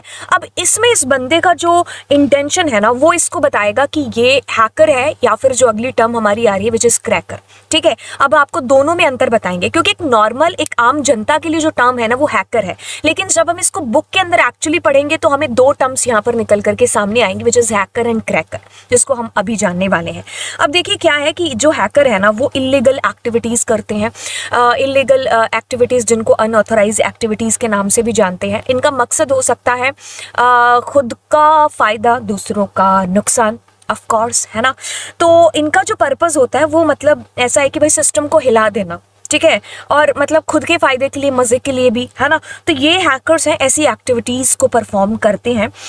अब देखिए क्या है, हैकर्स की बात हो रही है तो इसको हम बड़ी डिटेल में पढ़ते हैं। कहते हैं कि hacking when done with a positive intent is called ethical hacking। अब आप कहोगे कि यार हैकिंग है, पॉजिटिव इंटेंट से कर रहा है, तो एथिकल हैकर कैसे बन गया? सुनिए, चीरफाड़ डॉक्टर भी करता है, चीरफाड़ गुंडा भी करता है। अब डॉक्टर और गुंडे की जो इंटेंशन है वो एक को भगवान बनाती है और एक को गुंडा ही रहने देती है ना। सो कहने का मतलब है कि यहाँ पर जो आपकी इंटेंशन है ना, एक की बचाने की है और दूसरे की ऑफ कोर्स नहीं बचाने की है, नुकसान पहुंचाने की है। तो यहाँ पर ये जो डिफरेंस है ना, वो आपको दर्जा है जो देता है। अब हैकिंग है अगर वो एक अच्छी इंटेंशन से करी गई है, मतलब ऑफ कोर्स किसी को बचाने के लिए। अब बचाने का मतलब यहाँ पर क्या है कि कंपनीज क्या करती हैं, इन हैकर्स को हायर करती हैं। अब ये हैकर्स क्या करते हैं, उन कंपनीज के जो सिस्टम होते हैं ना, उनको नॉन एथिकल हैकर्स से बचाती हैं, जिनको हम क्या बोलते हैं, क्रैकर्स भी बोलते हैं, ठीक है। अब इनसे इनको बचाती है, मतलब एक तो ताला तोड़ने वाला और एक जो है ताला बनाने वाला। तो मतलब दोनों में अंतर है ना, एक गुंडा है, दूसरा क्या है, रक्षक है। तो यानी कि एक दरवाजा तोड़ रहा है, दूसरा उसको बचा रहा है कि भाई ये दरवाजा ना तोड़ पाए। तो मैं उसके लिए युक्तियां, उसके लिए जो है प्रयत्न या फिर सोच कैसे बनाऊं अपनी, कैसे ये दरवाजे को ना तोड़ पाए, ठीक है। या फिर वो दरवाजा टूटा नहीं है लेकिन कोई फ्यूचर में आकर के उसको ना तोड़ जाए। तो ये हैकर्स का काम होता है। इसकी इंटेंशन क्या होती है, यहाँ पर बचाने वाली होती है। अब इनको अथॉरिटी दी होती है, तो जो कंपनीज इनको हायर करती है वो इनको अथॉरिटी दे करके रखती है कि वो हमारे सिस्टम में घुस सकते हैं, क्योंकि ऑफ कोर्स दूसरे जो अनएथिकल हैकर हैं उनसे बचाने के लिए, है ना, नॉन एथिकल हैकर से ऑफ कोर्स बचाने के लिए। Such ethical hackers are known as white hat hackers. इनको ना इसी रिस्पेक्ट की वजह से इनको वाइट हैट पहनाई है। तो जब साइबर दुनिया में आप जाओगे ना, इनके अंदर अगर आप पढ़ोगे इस हैकिंग वैकिंग की चीज़ों को, तो उसमें वाइट हैट और न जाने पता नहीं काफ़ी सारी ग्रे हैट भी है जो मिक्स एंड मैच दोनों का करते हैं। आप जब वेबसाइट वगैरह को विजिट करोगे तो आपको 4-5 तरीके की और हैट्स मिल जाएंगी, बट हमें यहाँ पर 2 हैट देखनी, एक ब्लैक और एक वाइट हमने जिसको पहनाई है वो है हैकर। और हैकर का काम यहाँ पर क्या है कि जो है एथिकल चीज़ें करना, मतलब कहने का पॉजिटिव इंटेंशन के साथ में। तो इसको हमने इसलिए एथिकल हैकर नाम दे दिया, ठीक है। कहता है कि ये जो एथिकल हैकर्स होते हैं ना, इनका जो मकसद होता है ऑफ कोर्स हेल्प करना एंड बचाना है। अब नॉन एथिकल हैकर की बात कर लेंगे तो इनका जो मकसद है ना, यहाँ पर tries gain unauthorized access to computers और network in order to steal sensitive data, जैसे कि आपकी क्रेडिट कार्ड वगैरह की इंफॉर्मेशन होगी, विद इंटेंट टू डैमेज और ब्रिंग डाउन सिस्टम। देखिए अब इसका जो नॉन एथिकल है ना, इसका जो मकसद है यहाँ पर, वो कहते हैं ना कि इंसान अपने जो है दुख से इतना दुखी नहीं है जितना दूसरे के सुख से जितना दुखी है। तो कहने का मतलब है कि यहाँ पर इसी टाइप के लोग हैं जो आते हैं, या तो वो खुद का बहुत फायदा चाहते हैं, उनको कोई मतलब नहीं है कि दूसरे क्या ही तो कर रहे हैं, ठीक है, तो अपना फायदा, अपना पेट भरना चाहिए, दूसरे जाए भाड़ में, है ना। ये वाला इंटेंशन हो सकता है। ये हो सकता है कि हमारा तो चलो हो ही गया, मैं इसका भी कुछ नहीं होने दूंगा, ठीक है। तो ये ऐसी इंटेंशन है। ऑफ कोर्स ऐसी इंटेंशन हमारे समाज में कब तक वैलिड, मतलब कैसे, हम ऐसे लोगों को हम अच्छा समझते ही नहीं है। तो अच्छा नहीं समझते हैकर्स के अंदर, तो उनसे उन हैकर की जो कुर्सी है ना वो ले ली, ठीक है। मतलब डॉक्टर चीरफाड़ कर रहा है तो वो भगवान है, लेकिन जो गुंडा चीरफाड़ कर रहा है वो गुंडा ही रहेगा। वैसे ही ये जो ब्लैक हैट इनको पहनाई है, इनकी इसी इंटेंशन की वजह से पहनाई है, ठीक है। मतलब ये या तो पूरे सिस्टम को जो है डाउन करने के बारे में सोचेंगे, इनका जो इंटेंशन है वो बिल्कुल डैमेज करने का है, आपका सेंसिटिव डेटा चुराने का है, यानी कि आपके क्रेडिट कार्ड की इंफॉर्मेशन, डेबिट कार्ड की, कोई बैंक की इंफॉर्मेशन ये चुरा लेंगे, है ना। तो ऐसी हरकतें ये करते हैं, इसीलिए इनको ब्लैक हैट पहनाई है और इसीलिए इनको हैकर नहीं, इनको क्रैकर का नाम है जो यहाँ पर दिया गया है। The primary focus is on security, cracking and data stealing. तो ये बिल्कुल वो गुंडों वाली हरकतें होती हैं ना, वही है इनकी। तो ये डेटा स्टील करते हैं, इसीलिए इस सिक्योरिटी को क्रैक करते हैं, इसीलिए इनको क्रैकर बोला जाता है। इनका ये प्राइमरी काम होता है, मतलब एक चाबी बनाने वाला और एक चाबी तोड़ने, जो है ताला तोड़ने वाला। तो कहने का मतलब है कि इनको हैकर्स को कंपनीज हायर करती हैं, उनके सिस्टम की अथॉरिटी उनको दी होती है। अब ये जो नॉन एथिकल हैकर होते हैं, ये अनऑथराइज तरीके से इनके सिस्टम सिस्टम में एंटर करने की कोशिश करते हैं, ठीक है, और उनके सिस्टम को डाउन करने की कोशिश करते हैं। तो हैकर्स इसलिए बचाते हैं उन कंपनीज को, तो इसलिए गवर्नमेंट हो गई, बड़ी बड़ी कंपनीज हो गई, वो इनको हायर करती हैं और इनकी सीक्रेटली जॉब होती है। मतलब दिखने में ये आपको ऐसे लगेंगे कि ये आम जनता वाले, मतलब अभी फूंक मार के उड़ जाएंगे कई कई तो, है ना। जैसे अगर नॉन की भी बात करूं तो मतलब पतले से दुबले से, क्योंकि वो सारा दिन इन्हीं चीज़ों के ऊपर लगे रहते हैं, है ना। हाँ, वैसे ऐसा ज़रूरी नहीं है कि आप अपनी इमेज बना लो कि, है ना, तो वो मतलब हेल्दी भी होते होंगे, है ना। They use their skill for illegal और मलेसियस पर्पस। बिल्कुल मतलब उनके अंदर स्किल तो है, लेकिन वो उस स्किल का वो फ़ायदा उठाना चाहिए ना, वो नहीं उठा रहे। मतलब कहते हैं ना कभी कभी कि यार इस बच्चे के पास दिमाग तो है, लेकिन ये दिमाग अपना सही चीज़ों में नहीं लगाता है ना। ये दिमाग कहाँ लगा देता है, इधर उधर कहीं पर भी लगा देता है, फालतू की चीज़ों में। तो वो वही फालतू काम है ये, ठीक है, ये ज़्यादा ही फालतू हो गया क्योंकि ये इलीगल हो गया मलेशियस पर्पस के लिए, ठीक है। तो मतलब अगर वो अपना जो स्किल्स हैं उनको अच्छे जगहों पर लगाएं तो कितनी तरक्की हो देश दुनिया की। चलिए खैर, हैकर्स, ये जो चश्मे सा है, पढ़ाकू सा, इसको हैकर बोला। क्रैकर ने चश्मे पहने लेकिन गुंडों वाले पहने।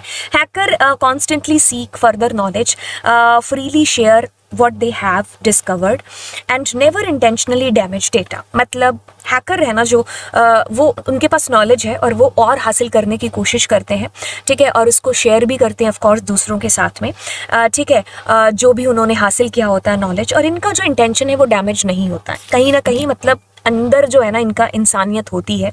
लेकिन क्रैकर्स वो लोग हैं जो कि रूल्स को तोड़ते हैं, ठीक है, अदरवाइज हु ब्रेक इनटू और otherwise violate the system integrity और of remote machines with malicious intent. अगर क्रैकर्स की बात करेंगे तो ये अनइंटेंशनली जो है सिस्टम उसके अंदर घुसने की कोशिश करेंगे और फिर नुकसान पहुंचाएंगे, रूल्स को ब्रेक करेंगे, ठीक है। तो मतलब मेन मकसद क्या हो गया यहाँ पर, वायलेट करना, ठीक है। ओके, आगे चलते हैं। फिशिंग। फिशिंग आपने सुना होगा, आपके दिमाग में आया होगा कुछ मछली वछली का एग्जाम्पल। हाँ, मछली पकड़ना ही तो होता है, लेकिन यहाँ मछली नहीं है, मछली हम है उनके लिए। अभी दोस्त सोचो यार ये टर्म है जो ये कैसे आया होगा।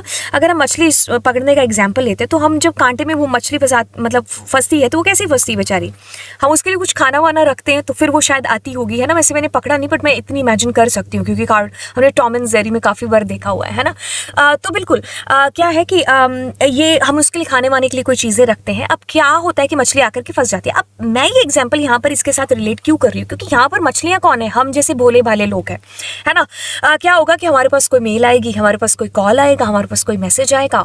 उस मैसेज पर जो है मतलब इस तरीके से दर्शाया जाएगा कि मार्क ज़करबर्ग को अचानक से तुम्हारी टेंशन हो गई है तुम्हारे फेसबुक अकाउंट की और वो 15 मिनट में ब्लॉक होने वाला है, तो आपको उनको आपके अकाउंट की इन्फॉर्मेशन है जो भेजनी है ना। तो हम जो है सच में हमें ऐसा लगता है कि यार मुझे फेसबुक से मतलब जो है मैसेज आया है, तो जैसे फेसबुक है, फेसबुक की जगह फेस लुक हो सकता है। और हमें इतनी मतलब इतनी ज़्यादा फास्ट दुनिया चल रही है तो हम सोचेंगे सच में यार जो है वहीं से कॉल आया, क्योंकि हम देखते ही नहीं है किसकी मेल आई है ना। तो जैसे SBI वालों से हमें मेल आ गया कि भाई तुम्हारा 15 मिनट में अकाउंट बंद होने वाला है कुछ XYZ की वजह से, आप अपना अकाउंट नंबर दे दो, है ना, और आप अपना पिन विन दे दो। तो हम उस पर गलती से जो है उसको क्लिक कर बैठते हैं उस लिंक को, या फिर उनको वापस से मेल कर देना, या फिर उनको बता देना किसी भी तरीके से। मतलब इट्स लुक लाइक कि आपको दिखाया जाता है कि ये वाकई में ताजमहल है, लेकिन फिर जब आप अंदर जाते हो तो आपको पता चलता है अरे नहीं, असली ताजमहल तो अभी भी आगरा में है, ये मेरे लिए बनाया था, है ना। तो यानी कि हम जो है उनके जाल में फंस जाते हैं। तो यहाँ पर मछली से ये मतलब है कि मतलब कहने का कि भाई भोली वाली जो जनता है उनको इस तरीके से फंसाया जाता है। फिशिंग क्या है, एक तरीके से फ्रॉड ही है ऑफ कोर्स, है ना। तो बेसिकली इनका जो काम होता है वो आपकी जो पर्सनल इन्फॉर्मेशन है, प्राइवेट इन्फॉर्मेशन है, उसको जो है स्टील करना एंड उसको लेकर के फिर ऑफ कोर्स अपना फ़ायदा, दूसरों का नुकसान, कुछ भी हो सकता है ना। तो ये अगर मान लीजिए मेरे को ऐसे कोई क्लिक आया करने के लिए कि आप इस पर क्लिक कर दो तो आपको लॉटरी वॉटरी जीत जाओगे या कुछ भी, है ना, कि भाई मुझे तो KBC से ऑफर है। तो जैसे आपने क्लिक किया आपको पता चला कि क्लिक करते ही सारा पासवर्ड जो भी चीज़ें थी उनके पास चली गई, है ना। तो हमें बेसिकली ऐसे जो मैसेजेस आते हैं ना तो हमें इग्नोर करना चाहिए और एक चीज़ से हमें तसल्ली दे देनी चाहिए अपने दिमाग को कि इस दुनिया में फ्री नाम की चीज़ नहीं होती है। ठीक है, ओके। अब आते हैं बुली करना, साइबर बुली के ऊपर। देखिए, बुली का बेसिकली मतलब क्या है? साइबर बुलिंग इज हरासमेंट और bullying executed through digital services जैसे कंप्यूटर, लैपटॉप, स्मार्टफोन्स, टैबलेट्स। देखिए, बुली करना मतलब एक किसी की खिल्ली उड़ाना। जैसे एग्जाम्पल देखते हैं कि बड़े बच्चे छोटे बच्चों की खिल्ली उड़ाते हैं, है ना। किसी को रंग के लिए बोल दिया, किसी की नाक के लिए बोल दिया, अरे तुम्हारी नाक बड़ी है, तुम्हारी नाक ऐसे है, तुम्हारा रंग ऐसे है ना। तो उसको बुली करना। तो ज़्यादातर जो बच्चे होते हैं ना, वो टीनेज वाले बेचारे हैं जो इसका शिकार होते हैं। तो मतलब कहने का कि वो जो स्कूल वाला भी जो आपको एग्जाम्पल दिया है कि स्कूल में जैसे बड़े बच्चे छोटे बच्चों को बुली करते हैं, तो यही चीज़ें ऑनलाइन भी होने लग जाती हैं, तो वो साइबर बुली हो जाता है। ठीक है, तो इसमें ऑनलाइन प्लेटफॉर्म्स का यूज़ होता है, जैसे फेसबुक हो गया, इंस्टाग्राम हो गया, यूट्यूब हो गया। ऐसे प्लेटफॉर्म्स के थ्रू आपको बुली करने की कोशिश की जाती है। ज़्यादातर लोग होते हैं जो आपको जानते ही हैं, आपके फैमिली मेम्बर, आपके फ्रेंड्स के अंदर से हो सकते हैं कि मे भी वो सामने वाले को आप में कोई ऐसी कमी है कि जिसके बारे में उनको पता हो। जैसे आप कभी स्टेज पर खड़े होकर के नहीं बोले हो और ये चीज़ सामने वाले को पता है, लेकिन आपने कोई ऐसा वीडियो डाला या कोई ऐसी आपने फ़ोटो डाली जिस पे आप स्टेज पर खड़े होकर के बोल रहे हो। अब सामने वाला एक खिल्ली उड़ाने के तौर पर, एक मजाक उड़ाने के तौर पर आपके लिए कुछ भी जोक क्रैक करेगा या फिर कुछ भी ऐसी लाइन है जो लिखेगा जिससे आप हर्ट होंगे, है ना। और आपने कुछ ऐसी वहाँ स्टेज पर लाइन बोल दी कि जिसके लिए फिर लोग आपको बुली करना स्टार्ट कर रहे हैं। तो ये ना बहुत ही ज़्यादा स्ट्रेसफुल हो जाती है। मतलब एक लेवल से अगर ये हाई हो जाए तो ये स्ट्रेस बहुत ही ज़्यादा होता है। तो टीनेज इसका ज़्यादा जो है इसका मतलब शिकार होते हैं, क्योंकि टीनेज में हमें ऐसा लगता है कि मैम हमारी बात कर रही है ना, तो मैम हमारे बारे में ही शायद बात कर रही है। अगर मैं क्लास में जाके ऐसा बोल दूँ कि आज जो है क्लास इतनी शांत क्यों है, कोई आया नहीं क्या, तो कोई नहीं आया तो शायद वो ज़्यादा से ज़्यादा बच्चे सोचेंगे कि शायद मेरे बारे में बात हो रही है ना। तो मतलब हमें ऐसा लगता है कि यार दुनिया को अपनी नहीं पड़ी है, दुनिया को शायद हमारी ही पड़ी है। तो ऐसा नहीं होता है, ठीक है। तो जो बच्चे इसका शिकार हो रहे हैं या फिर आप देख रहे हो कि आसपास हो रहे हैं बच्चे, तो आप इसके खिलाफ ऑफ कोर्स एक्शन ले सकते हो। एंड इतना नहीं सोचना होता है, राइट। तो उनका काम है बोलना, है ना। तो हम किसी को किसी के काम से नहीं रोक सकते। जिनको बोलना है वो बोलो, जिनको करना है काम वो करेंगे, है ना। तो चलिए आगे चलते हैं। एंड देखिए, मैंने कहा ना, यहाँ पर जो ज़्यादातर शिकार होते हैं वो टीनेज बच्चे हैं जो होते हैं बेसिकली, है ना। तो उनके रंग रूप के लिए या उनको किसी भी ऐसी चीज़ के लिए जाकर के उनको बुली कर देना, ठीक है। ओके, तो ट्रॉलिंग बेसिकली ज़्यादातर जो लोग होते हैं ना वो सेलिब्रिटीज़ टाइप होते हैं, है ना। तो उन्होंने कोई ऐसी किसी का जनरल नॉलेज को लेकर के ट्रोल है जो होने लग जाते हैं। किसी ने कोई ऐसी चीज़ या कोई ऐसी हरकत ऑनलाइन आकर के कर दी तो लोग उसके पीछे पड़ गए, ठीक है। उसकी ट्रोलिंग है जो उसका यहाँ पर भी मजाक उड़ाना स्टार्ट हो जाता है। बट बहुत सारे लोग हैं ना, इसको जो ट्रोल होते हैं जैसे सेलिब्रिटीज़ वगैरह है, वो इसको कूल लेते हैं, ठीक है। ट्रोल हो रहे हैं तो हो रहे हैं, अब क्या ही तो कर सकते हैं। उसमें दुनिया जहान के लोग शामिल हो जाते हैं। ट्रोल मतलब कोई भी आया गया विजिटर्स कहने का मतलब है एक तरीके से। आपकी जो भी है, कोई बंदा ट्रोल हो रहा है तो अच्छा ट्रोल हो रहा है, चलो उसी भीड़ के अंदर शामिल हम भी अपने 4 कमेंट है जो कर देते हैं, ठीक है। तो पब्लिकली कुछ भी कमेंट है जो उसके बारे में करना, ठीक है। Whether they comment on blog post, online news site, they are looking to grab the attention. बिल्कुल, इनका जो मेन मुद्दा होता है ना वो अटेंशन हासिल करना होता है। जैसे हमने कई बार देखा नहीं है कि जैसे ये मैं हूँ, ये मेरी कार है, तो उसके ऊपर कितने गाने भी बने थे, है ना। तो कितनी और भी चीज़ें हैं जो उसके ऊपर हुई थी, है ना। तो लोग क्या करते हैं, जैसे कई हीरोज़ हैं जो कोई डायलॉग बोल देते हैं, है ना।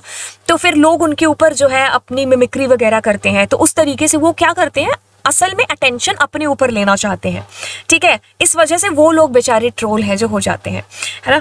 तो ऐसा है, जैसे छोटी बच्ची हो गया तो इसके लिए कितना ज़्यादा ट्रोल किया गया था। बाकी हालांकि वो एक अलग बात है कि सामने वाला जो ट्रोल हो रहा था वो इसको कूल ले रहा था, और बिल्कुल ऐसे ही लेना चाहिए, ठीक है। इतनी सिरदर्दी हम लेंगे तो फिर हम जिएंगे कब, ठीक है। तो जस्ट कूल, इट्स ओके। दुनिया का काम है बोलना, वो तो हर चीज़ में बोलेंगे। आप कमा रहे हो तो भी बोलेंगे, नहीं कमा रहे हो तो भी बोलेंगे, है ना। आप घर की सफाई अच्छे से कर रहे हो तो भी बोलेंगे, नहीं कर रहे हो तब भी बोलेंगे। मतलब उनका काम है ये बोलना, तो उनको उनका काम करने दीजिए। आपका काम है बिल्कुल काम करते रहना, तो आप अपना काम करो, है ना। तो ये चीज़ है, ठीक है। तो ये हमारी ट्रॉलिंग के अंदर आता है। Stocking, okay. स्टॉकर्स कौन होते हैं जो पीछा करते हैं? कभी कभी हमें ऐसा लगता है या फिर हमने सीरियल्स में देखा होगा कि भाई एक जो है एक गली में गए, उसके लगा कि यार पीछे मेरे कोई आ रहा है। हमें भी ऐसा फील होता है कभी, होता है तो प्लीज़ घर वालों से बोलो जा करके।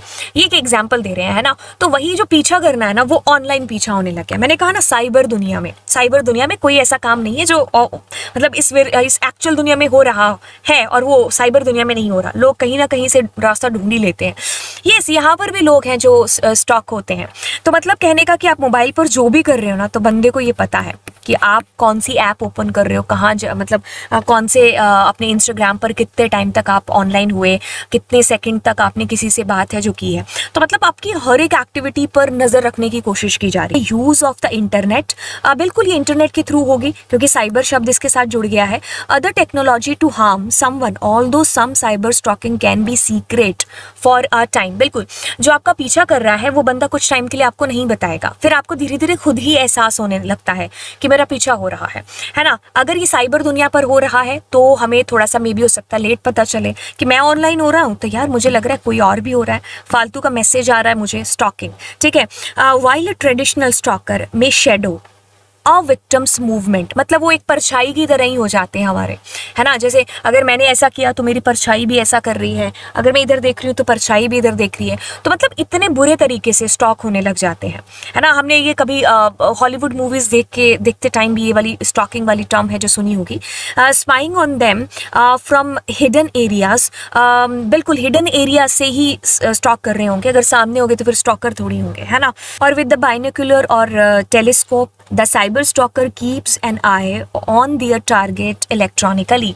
बिल्कुल, वो जो भी टारगेट है, जिसको भी टारगेट कर रहे हैं, तो इलेक्ट्रॉनिकली से मतलब है कि भाई कंप्यूटर का सहारा लेकर के, साइबर का सहारा लेकर के आपके ऊपर नज़र रखी जा रही है। ओके, आइडेंटिटी थेफ्ट, इसके लिए एक एग्जाम्पल देंगे कि आप अपनी लैब में बैठे हो, आपके साथ में आपका एक दोस्त बैठा है, इधर भी एक दोस्त बैठा है। ठीक है, आपका नाम है राम, इसका नाम है श्याम, इसका नाम है सुंदर। आप तीनों फेसबुक ओपन करके बैठ गए। ठीक है, क्या करके? फेसबुक ओपन करके। अब ये जो शाम है ना, ये फेसबुक करते करते इसको मैम ने बुलाया तो इसने मैम के पास चला गया। अब मे भी हो सकता है ये जो शाम जब गया तो इसने अपना एक तो अकाउंट खुला छोड़ दिया फेसबुक का, मे भी हो सकता है इसको राम और सुंदर पर विश्वास हो, और या फिर हो सकता है ये भूल गया हो। ज़्यादातर यही चांस होता है, दोस्त ही होते हैं। अब क्या ही तो यहाँ वो वर्ड यूज़ करना है ना, हर दोस्त डैश होता है। ओके, तो यहाँ पर मतलब हो सकता है इसको विश्वास हो या ना भी हो, तो ये भूल गया, हम ऐसा सोचते हैं। तो ये जो श्याम है और ये जो राम है, ये क्या करते हैं कि राम को पता चलता है कि अरे श्याम है जो अपनी आईडी खुली छोड़ के चला गया है। तो ये क्या करता है कि अब शाम की सीट पर बैठता है और ये जो फेसबुक से चैट कर रहा था ना, अब ये उसकी जगह खुद चैट करने लग जाता है। तो अब सामने वाला जिसके साथ बेचारा शाम चैट कर रहा था, तो वो सोचेगा कि अच्छा शाम अचानक से ऐसी बातें क्यों करने लग गया। तो मतलब आइडेंटिटी थेफ्ट हो गया, आपकी जो आइडेंटिटी है ना वो किसी और ने ले ली। ठीक है, अब उनके लिए this is Shyam but you are Ram, है ना। सो कहते हैं कि identity theft occur when someone uses another person's personal identity information, identifying information like their name, identifying number, credit card number without their permission। अब इसने परमिशन थोड़ी ना ली शाम से, शाम को तो बाद में पता चलेगा, है ना। टू कमिट फ्रॉड और अदर क्राइम्स, बिल्कुल ऐसा कई बार होता है। हमने मूवीज जैसे हेरा फेरी वगैरह में भी देखा था, है ना। तो मतलब वो बन कर के कुछ और आ जाते हैं और आपको लगता है कि अच्छा ये जो है ये वही पर्सन है। जैसे हमें कई बार आवाज़ आती है कि ये जो है अक्षय कुमार की आवाज़ है, बट एक्चुअल में अक्षय कुमार नहीं है ना। तो मतलब अगर उन्होंने उससे परमिशन ली है तो कोई बात नहीं। अगर हम उससे परमिशन नहीं ले रहे हैं तो हम कहेंगे अच्छा मुझे वाकई में अक्षय कुमार का, मुझे वाकई में केबीसी से इनका जो है अमिताभ बच्चन जी, इनका फ़ोन आया है क्या, तो हम ऐसा सोचेंगे। तो अगर परमिशन ली है तो ठीक है, अगर परमिशन नहीं ली है तो that's called identity theft, right. Okay, तो ये सारी चीज़ें थी। अब हम अगली क्लास में इंफॉर्मेशन टेक्नोलॉजी एक्ट के बारे में पढ़ने वाले हैं, क्योंकि जहाँ क्राइम है वहाँ पर ऑफ कोर्स आपकी सुनवाई भी है जो होगी। ठीक है, ऐसा नहीं है कि क्राइम ही क्राइम है, तो सुनवाई भी ज़रूर होगी। हमारी गवर्नमेंट ये वाला जो एक्ट है इसीलिए लेकर के आई है। तो चलिए फिर अगली क्लास में जानते हैं इसको, and by that time bye bye. और चैनल जरूर सब्सक्राइब कर देना, ठीक है, दोस्तों के साथ में इसको शेयर कर देना। Super cool, bye. स्वागत है आप सभी बच्चों का क्लास 12th इन्फॉर्मेटिक प्रैक्टिसेस। आप जुड़ चुके हो मेरे साथ टेक क्वीन के इस चैनल पर, और आज हम लोग यहाँ पर शुरू करने वाले हैं आईटी एक्ट के बारे में चीज़ें। तो चलिए स्टार्ट करेंगे, बट स्टार्ट करने से पहले सब्सक्राइब द चैनल। तो चलिए क्लास को बिल्कुल शुरू करते हैं और यहाँ पर बात करते हैं साइबर क्राइम के बाद के हिस्से की। तो यानी कि क्राइम होता है तो उसके बाद में बिल्कुल हमारे पास में पूरा राइट होता है कि हम उस क्राइम के खिलाफ आवाज़ उठा सकें। अब ये क्राइम हुआ है हमारी वर्चुअल दुनिया यानी कि हमारी साइबर वर्ल्ड के अंदर, साइबर दुनिया के अंदर, जिसको हम साइबर क्राइम कह देते हैं। तो अगर साइबर क्राइम कोई हुआ है तो क्या हम उसके खिलाफ आवाज़ उठा सकते हैं? क्या कोई ऐसा एक्ट है? जी हाँ, बिल्कुल। आपको ये एक्ट बताएं जिसका नाम है इंफॉर्मेशन टेक्नोलॉजी एक्ट 2000। ये जो एक्ट है ना, इसको शॉर्ट फॉर्म में हम आईटी एक्ट भी है जो बोल देते हैं। कहता है कि the government of India the information technology act 2000, जिसको हम आईटी एक्ट के नाम से भी जानते हैं, तो इसको जो है नोन में लेकर के आई। और अब ये एक्ट है तो बिल्कुल हमें टेंशन लेने की ज़रूरत नहीं है। अगर कोई भी ऐसी घटना घटित होती है फ्यूचर में या फिर किसी के साथ हो रही है तो हम इस एक्ट के थ्रू अपनी आवाज़ उठा सकते हैं। अब यहाँ पर ये एक इम्पॉर्टेंट है, साइबर अपीलिएट ट्रिब्यूनल। इसको इस्टेब्लिश किया गया किस लिए? To resolve dispute arising from cyber crime. Cyber crime कौन कौन से हो सकते हैं? Such as tampering with computer source document, hacking the computer system, using password of another person, publishing sensitive personal data of others without their consent। तो ये सारे के सारे जो साइबर क्राइम, जिसको हम लास्ट क्लास में पढ़ भी चुके हैं अलग अलग नाम के साथ में, आइडेंटिटी थेफ्ट हो गया, साइबर स्टॉकिंग हो गया, बुली हो गया, जो भी हमने लास्ट क्लास के अंदर पढ़े हैं, वो सारे के सारे जो साइबर क्राइम से जो भी डिस्प्यूट होंगे तो उनको रिसॉल्व करने के लिए इसको इस्टेब्लिश किया गया। तो इसका नाम थोड़ा सा याद रख लेना, स्पेलिंग वगैरह भी लिख करके देख लेना। कहता है कि the act is needed so that people can perform transaction over the internet through credit card without fear of misuse। बिल्कुल, ये जो एक्ट आया इसी के बाद ही लोगों में डर भी है जो ख़त्म हुआ होगा, एंड इसी एक्ट की वजह से हम फ्रीली यूज़ कर भी पा रहे हैं जो है क्रेडिट कार्ड वगैरह या जो भी ट्रांजेक्शन ऑनलाइन हो रहा है। आज अगर आप देखोगे तो टेक्नोलॉजी का बहुत यूज़ हो रहा है। मतलब हम अगर हम सुबह से शाम तक देखें तो हम जो है कैश बिल्कुल यूज़ नहीं करते। हम सिर्फ जो है मतलब जैसे हमने पेटीएम कर लिया या हम फ़ोन पे वगैरह का यूज़ करते हैं, तो मतलब कैशलेस चीज़ें इसी वजह से हो पा रही हैं। ये एक्ट नॉन में है तो इसी वजह से जो क्राइम है या जो मिसयूज़ हो रहा था पहले इस एक्ट के आने से पहले, तो वो बहुत हद तक बंद हो चुका है, राइट। तो ये हमारा आईटी एक्ट है। अब हम इसके बारे में थोड़ी सी अगर चीज़ें देखें तो ये 17 अक्टूबर 2000 को नोन में आया था पार्लियामेंट के अंदर, एंड इसके जो है इसके अंदर ये सारी चीज़ें हैं। बट आपको कुछ ऐसे पढ़ने की ज़रूरत नहीं है कि इसमें सेक्शन कौन कौन से सेक्शन में कौन कौन सी सुनवाई है, बस आपने इतनी चीज़ें कर ली, दैट्स टोटली फाइन। तो चलिए अब अगली क्लास में हम लोग ई वेस्ट के बारे में चीज़ें हैं जो करेंगे। मिलते हैं आपसे नेक्स्ट क्लास के अंदर, एंड चैनल को ज़रूर सब्सक्राइब कर लीजिएगा, ठीक है। सो बाय बाय एंड बिल्कुल God bless you. Hello my dear बच्चा, मैं हूँ लवजीत अरोरा और आप बच्चे जुड़ चुके हो मेरे साथ क्लास 12th इन्फॉर्मेटिक प्रैक्टिसेस। तो हम आप लोगों का कर रहे हैं बोर्ड का सिलेबस यहाँ पर कंप्लीट। तो चलिए देरी किस बात की, स्टार्ट करते हैं क्लास को। बट स्टार्ट करने से पहले subscribe the channel. Hello my dear बच्चा, तो चलिए बात को शुरू करते हैं। तो कहता है कि free and open source software, free और ओपन सोर्स सॉफ्टवेयर, देखिए नाम जुड़ गया फ्री। फ्री का मतलब फ्री है, जब भी हम सुनते हैं फ्री तो मतलब कोई भी पैसा नहीं लगना है, बिल्कुल यहाँ पर भी सही है। ओपन सोर्स, ओपन सोर्स का मतलब है कि जो भी ऐसे सॉफ्टवेयर जिनको हम ओपन सोर्स सॉफ्टवेयर कहते हैं तो उनका जो सोर्स कोड है ना वो अवेलेबल होता है। सोर्स कोड मतलब जिसमें वो खुद बने होते हैं सॉफ्टवेयर्स, तो उनका जो कोड है ना वो भी आपको साथ में मिल जाता है। जब आप इसको डाउनलोड करते हो तो साथ में इसका सोर्स कोड वाली फाइल्स भी हैं जो आ जाती हैं। जैसे आपने MySQL को किया होगा, पाइथन को किया होगा, आपका जो पैंडास है ये सारे ओपन सोर्स हैं, ठीक है। तो इनके जो कोड हैं वो भी साथ में मिले हुए हैं, और अगर आपको एक अच्छा खासा नॉलेज है ना उन लैंग्वेजेस का तो आप उनमें कोई चेंजेस भी हैं जो कर सकते हो, ठीक है। तो अगर आपको लगता है कि कोई चेंज करने हैं तो आपने जब चेंज किए तो उसकी अगर आपने टीम को भेजा जो भी कंस्ट्रक्ट कर रही है, और अगर उनको भी लगा कि ये चेंजेस होने चाहिए तो नेक्स्ट वर्जन में आपके चेंजेस आ जाएंगे, है ना। तो अब ये क्या है, ओपन सोर्स सॉफ्टवेयर्स की कहानी है, निशानी है। कहता है कि refers to the software that users can safely run, adapt and redistribute without legal restrain and with emphasize freedom. इसमें आपको टोटली फ्रीडम होती है, आप इसको रन करो, अडेप्ट करो, आप इसमें कोई चेंज करो, आप जो भी करना चाहते हो आप इसके साथ में कर सकते हो। अब कहता है कि ओपन सोर्स जो सॉफ्टवेयर होते हैं उनके बारे में बताइए। अब देखो दोनों में कोई ऐसा कुछ फ़र्क नहीं लग रहा है, एक ही चीज़ का फ़र्क है, एक यहाँ पर फ्री है और एक यहाँ पर फ्री नहीं लगा है। तो मतलब हर जो OSS है ओपन सोर्स सॉफ्टवेयर वो फ्री हो ऐसा ज़रूरी तो नहीं है, अगर फ्री होता तो हम फ्री नाम लगा देते। तो ये फिर क्या है, इसमें सोर्स कोड अवेलेबल है, ऊपर वाले में भी सोर्स कोड अवेलेबल है, तो इसमें आपसे माइनर चार्जेस कुछ लिए जा सकते हैं। कहता है कि that is a software with a source code that is publicly available under general public license GPL के अंडर में, that give user the right to study, modify and distribute that software and emphasizes security, cost saving and transparency। आपसे थोड़े बहुत कोई charges ले ले तो ले ले, बाकी ये भी क्या है, उसी की तरह है, फ्री एंड ओपन सोर्स की तरह, but freely is totally free. आप उसको आपसे कोई चार्ज ले ही नहीं सकता, ना डोनेशन के नाम पर। Free and open source software की बात करें, अलाउइंग कहता है कि allows using, कॉपिंग, studying and modifying. वही बात ऊपर वाली दोबारा से रिपीट हो रखी है, तो दोबारा पढ़ने का फ़ायदा नहीं है, आगे चलते हैं। कहता है कि फ्रीवेयर सॉफ्टवेयर, फ्रीवेयर का मतलब है कि ऑफ कोर्स वो फ्री है ना, ज़्यादा नहीं हो रही आज फ्री चीज़ें। तो फ्रीवेयर सॉफ्टवेयर क्या है कि वो बिना किसी कॉस्ट के आपको मिल रहे हैं। अब इसमें क्या है कि no paid license required to use this application, no fee, no donation necessary, no restrictions, how many times you can download और open the program and no expiration date. ठीक है, तो आपने सिंपली इनको ओपन किया, यूज़ किया, जैसे Skype वगैरह हो गया, एंड आपने इसको अनइंस्टॉल कर दिया, फिर से इंस्टॉल कर लिया, कूल है सब कुछ।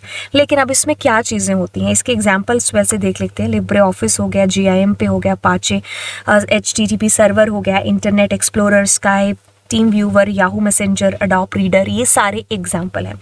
अब कहते हैं कि जो फ्रीवेयर सॉफ्टवेयर है ना, does not permit any kind of modification, like हम OSS में कर रहे थे, यहाँ पर कोई मॉडिफिकेशन पॉसिबल नहीं है। ठीक है, तो कहने का मतलब है कि ये फ्री तो है, लेकिन आप इसमें कोई मॉडिफिकेशन नहीं कर सकते। ठीक है, ओके।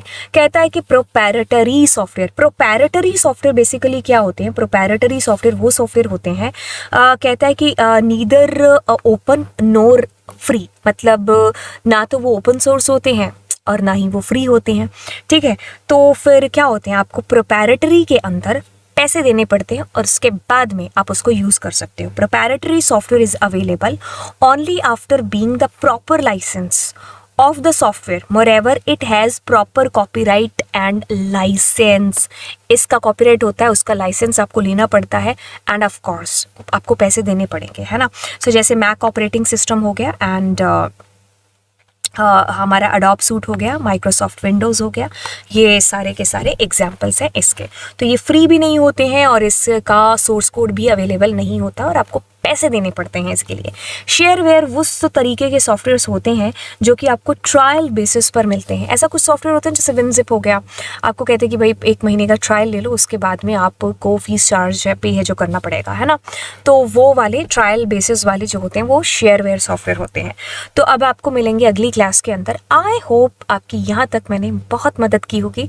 अब चलते और मिलते हैं आपको नेक्स्ट क्लास के अंदर। Thank you so much, bye bye and God bless you. Hello my dear बच्चा, मैं हूँ लवजीत अरोरा और आप बच्चे हो मेरे साथ जुड़ चुके क्लास 12th इन्फॉर्मेटिक प्रैक्टिसेस के। और आज हम लोग ई वेस्टेज जो हमारा लास्ट टॉपिक है उसको हम लोग करने वाले हैं। और तो चलिए फिर देरी किस बात की, शुरुआत करते हैं, लेकिन चैनल को ज़रूर सब्सक्राइब कर लीजिएगा। तो चलिए आज की क्लास की शुरुआत करते हैं। आज हम लोग जानने वाले हैं कि जो ई वेस्टेज है उससे क्या क्या खतरे हो सकते हैं और उसको हम किस तरीके से मैनेज कर सकते हैं। तो टॉपिक है जो हमारा ई वेस्ट हैजर्ड्स एंड मैनेजमेंट। तो चलिए स्टार्टिंग करेंगे। अब जो ये शब्द मैंने लिया ना, भारी भरकम सा, जिसका नाम मैंने लिया है ई वेस्ट, तो इसकी फुल फॉर्म होती है इलेक्ट्रॉनिक वेस्ट। अब वेस्टेज है लेकिन इलेक्ट्रॉनिक है, तो इलेक्ट्रॉनिक से मतलब जो भी हमारे इलेक्ट्रॉनिक गैजेट्स होते हैं, डिवाइसेस होते हैं, जैसे कि यहाँ आपको पीछे फोटोज में दिखाई दे रहा होगा, मोबाइल हो गया, लैपटॉप हो गया, पुराने फोन हो गए, कोई हार्ड डिस्क हो गई। तो ये जो सारे के सारे इलेक्ट्रॉनिक गैजेट्स हैं जो कि हमारे यूज में नहीं आ रहे हैं, बहुत पुराने हो गए हैं, तो अब हम उनको जो है खराब भी हो गए, में भी हो सकता है, या फिर यूज में नहीं आ रहे हैं, तो हम उसको यूं ही कहीं फेंक देते हैं, तो वो सारा का सारा है जो ई वेस्टेज कहलाता है। फुल फॉर्म होगी इलेक्ट्रॉनिक वेस्टेज, जिसको हम शॉर्ट फॉर्म के अंदर ई वेस्ट बोल देते हैं। ठीक है, तब आपको पता चला कि ई वेस्ट से क्या मतलब है। ई फॉर इलेक्ट्रॉनिक, वेस्ट का मतलब आपको पता है, इलेक्ट्रॉनिक का मतलब यहाँ पर हमारे इलेक्ट्रॉनिक गैजेट से, डिवाइसेस से लिया जा सकता है। तो चलिए अब आगे चलते हैं। अब देखो इसको और एक्सप्लेन करते हुए यहाँ पर जो है पूरा उसकी एक्सप्लेनेशन बता रखी है कि discarded computers, discarded laptop, mobile phone, television, tablet, जो भी म्यूजिक सिस्टम है या फिर कोई स्पीकर है, मतलब आपको जितने भी इलेक्ट्रॉनिक गैजेट्स याद आ रहे हैं ना दिमाग में, वो सारे के सारे इसका पार्ट है जो हो सकते हैं, मतलब ई वेस्टेज का, जो कि अभी मतलब यूज में नहीं आ रहे हैं। ठीक है, जैसे आपने 5 साल पहले कोई मोबाइल फोन लिया, वो यूज में नहीं है, हो सकता है वो खराब हो गया या फिर आपको उसको वैसे यूज नहीं करे क्योंकि आपने नए वाला खरीद लिया। ठीक है, तो अब वो इधर उधर है, तो वो क्या है, हमारा एक ई वेस्टेज ही हो गई ना। तो चलिए इसी टॉपिक को ना थोड़ा सा और अंदर अंदर घुसते घुसते इसको देखते हैं। कहते हैं कि E waste is becoming one of the biggest growing environmental hazard in the world today. बिल्कुल, ये धीरे धीरे जो ई वेस्टेज है, ये हमारी मतलब कह लो कि पूरी अर्थ के लिए ही, जो हमारे पूरे एनवायरमेंट के लिए ही, ये एक बहुत ही बड़ा खतरा है जो बनती हुई आ रही है, मतलब बनता हुआ जा रहा है। ठीक है, तो मतलब आने वाले टाइम के अंदर और ज्यादा दिक्कतें हमें ना हो, तो हमें अभी से इसके बारे में सोचना शुरू करना होगा। ठीक है, तो ये बहुत ही बड़ा एक खतरा है जो हमारी अर्थ के लिए बन रहा है। हम कहीं ना कहीं जो है कचरे के बारे में सोच रहे हैं कि भाई ये कचरा जो है इसको ऐसे करना चाहिए, इसको वैसे करना चाहिए। हम इसके ऊपर बहुत सारी एड्स भी हम लोग टीवी पर है जो देखते हैं, लेकिन ये भी एक जो कचरा है, ये जो ई वेस्टेज है, ये भी बहुत बड़ा एक इशू है जो आज की डेट में बन रहा है। ठीक है, तो चलते हैं। कहते हैं कि the increased use of electronic equipment has also caused N exponential increase in the number of discarded product. देखिए हमारी जो चाहत है ना, वो तो हमेशा बढ़ती जाएगी। आज मैंने मान लो 10,000 का फोन लिया है, कल को मेरा मन करेगा 20 का, फिर मेरा मन करेगा 50 का, और ऐसे हम इस नंबर को आगे आगे बढ़ाते जाएंगे, है ना। तो हमने मान लीजिए आज एक फोन खरीदा है 50-1,000 का। अब ऑफकोर्स यार वो काफी साल तक तो चलेगा, लेकिन हम क्या करते हैं, थोड़े टाइम के बाद में चलो दूसरा ले लिया, फिर दूसरा ले लिया। तो ऐसे ऐसे हमारी जो मतलब जरूरत तो नहीं होती है, लेकिन हमारी चॉइस है जो खत्म होने का नाम ही नहीं लेती है। उस चक्कर में हम कितने सारे फोन है जो अपने पास रख लेते हैं, और वो जो पुराने फोन है ना तो हम किसी को देते हैं और ना ही हम यूज करते हैं। हो सकता है हमने ऐसे उसको फेंक दिया हो। ठीक है, तो फिर ये वाली जो चीजें ना, ये हमें बिल्कुल इन पर कंट्रोल है जो करना चाहिए, क्योंकि कहीं ना कहीं ये भी चीजें हैं जो है कह लो कि भाई पुराने वाली चीज है, उसकी जो मतलब की चीज है वो खत्म हो गई है ना, उसका मतलब था उससे जब तक हमें खत्म हो गया। अब नई वाली चीज आई, उसके साथ मूव ऑन हो गए, फिर उसकी नई वाली चीज आई, है ना। तो जो पुरानी चीजें पड़ी है उनका क्या है ना। तो हमें इन चीजों पर कहीं ना कहीं रोक है जो लगानी होगी। अगर मान लीजिए आपको जरूरत है किसी, मतलब मेरे पास कोई लैपटॉप है, तो अभी मुझे गेमिंग वाला कोई लैपटॉप है जो खरीदना है, मुझे उसकी जरूरत वाकई में पड़ गई है। हालांकि अगर जरूरत नहीं है तो आप उसको प्रेफर मत करो खरीदना, लेकिन आपको जरूरत पड़ेगी, आपको किसी ऐसे प्रोजेक्ट के ऊपर काम करना पड़ गया। ठीक है, बेसिकली नहीं पड़ेगी जरूरत खरीदने की, क्योंकि हम जो है क्लाउड कंप्यूटिंग का उसके लिए यूज कर सकते हैं, बट मान लीजिए पड़ गई, तो अब जो आपका पुराना लैपटॉप है, तो आप उसको किसी यूज के लिए किसी को दे सकते हो, जिसके और किसी के काम है जो आ जाए। तो बजाय कि वो खुद नया खरीदे, इससे अच्छा कि आप उसको दे दो जिससे उसका काम है जो हो जाए, है ना। तो कहने का मतलब है कि पुराने जो हमारे पास में गैजेट्स वगैरह पड़े हुए हैं, तो हमें उसका रीयूज बेसिकली करना चाहिए। बट अगर हम नहीं करते हैं और नए पे नए खरीदते जाते हैं, तो ये भी एक कारण है जो ई वेस्टेज का है।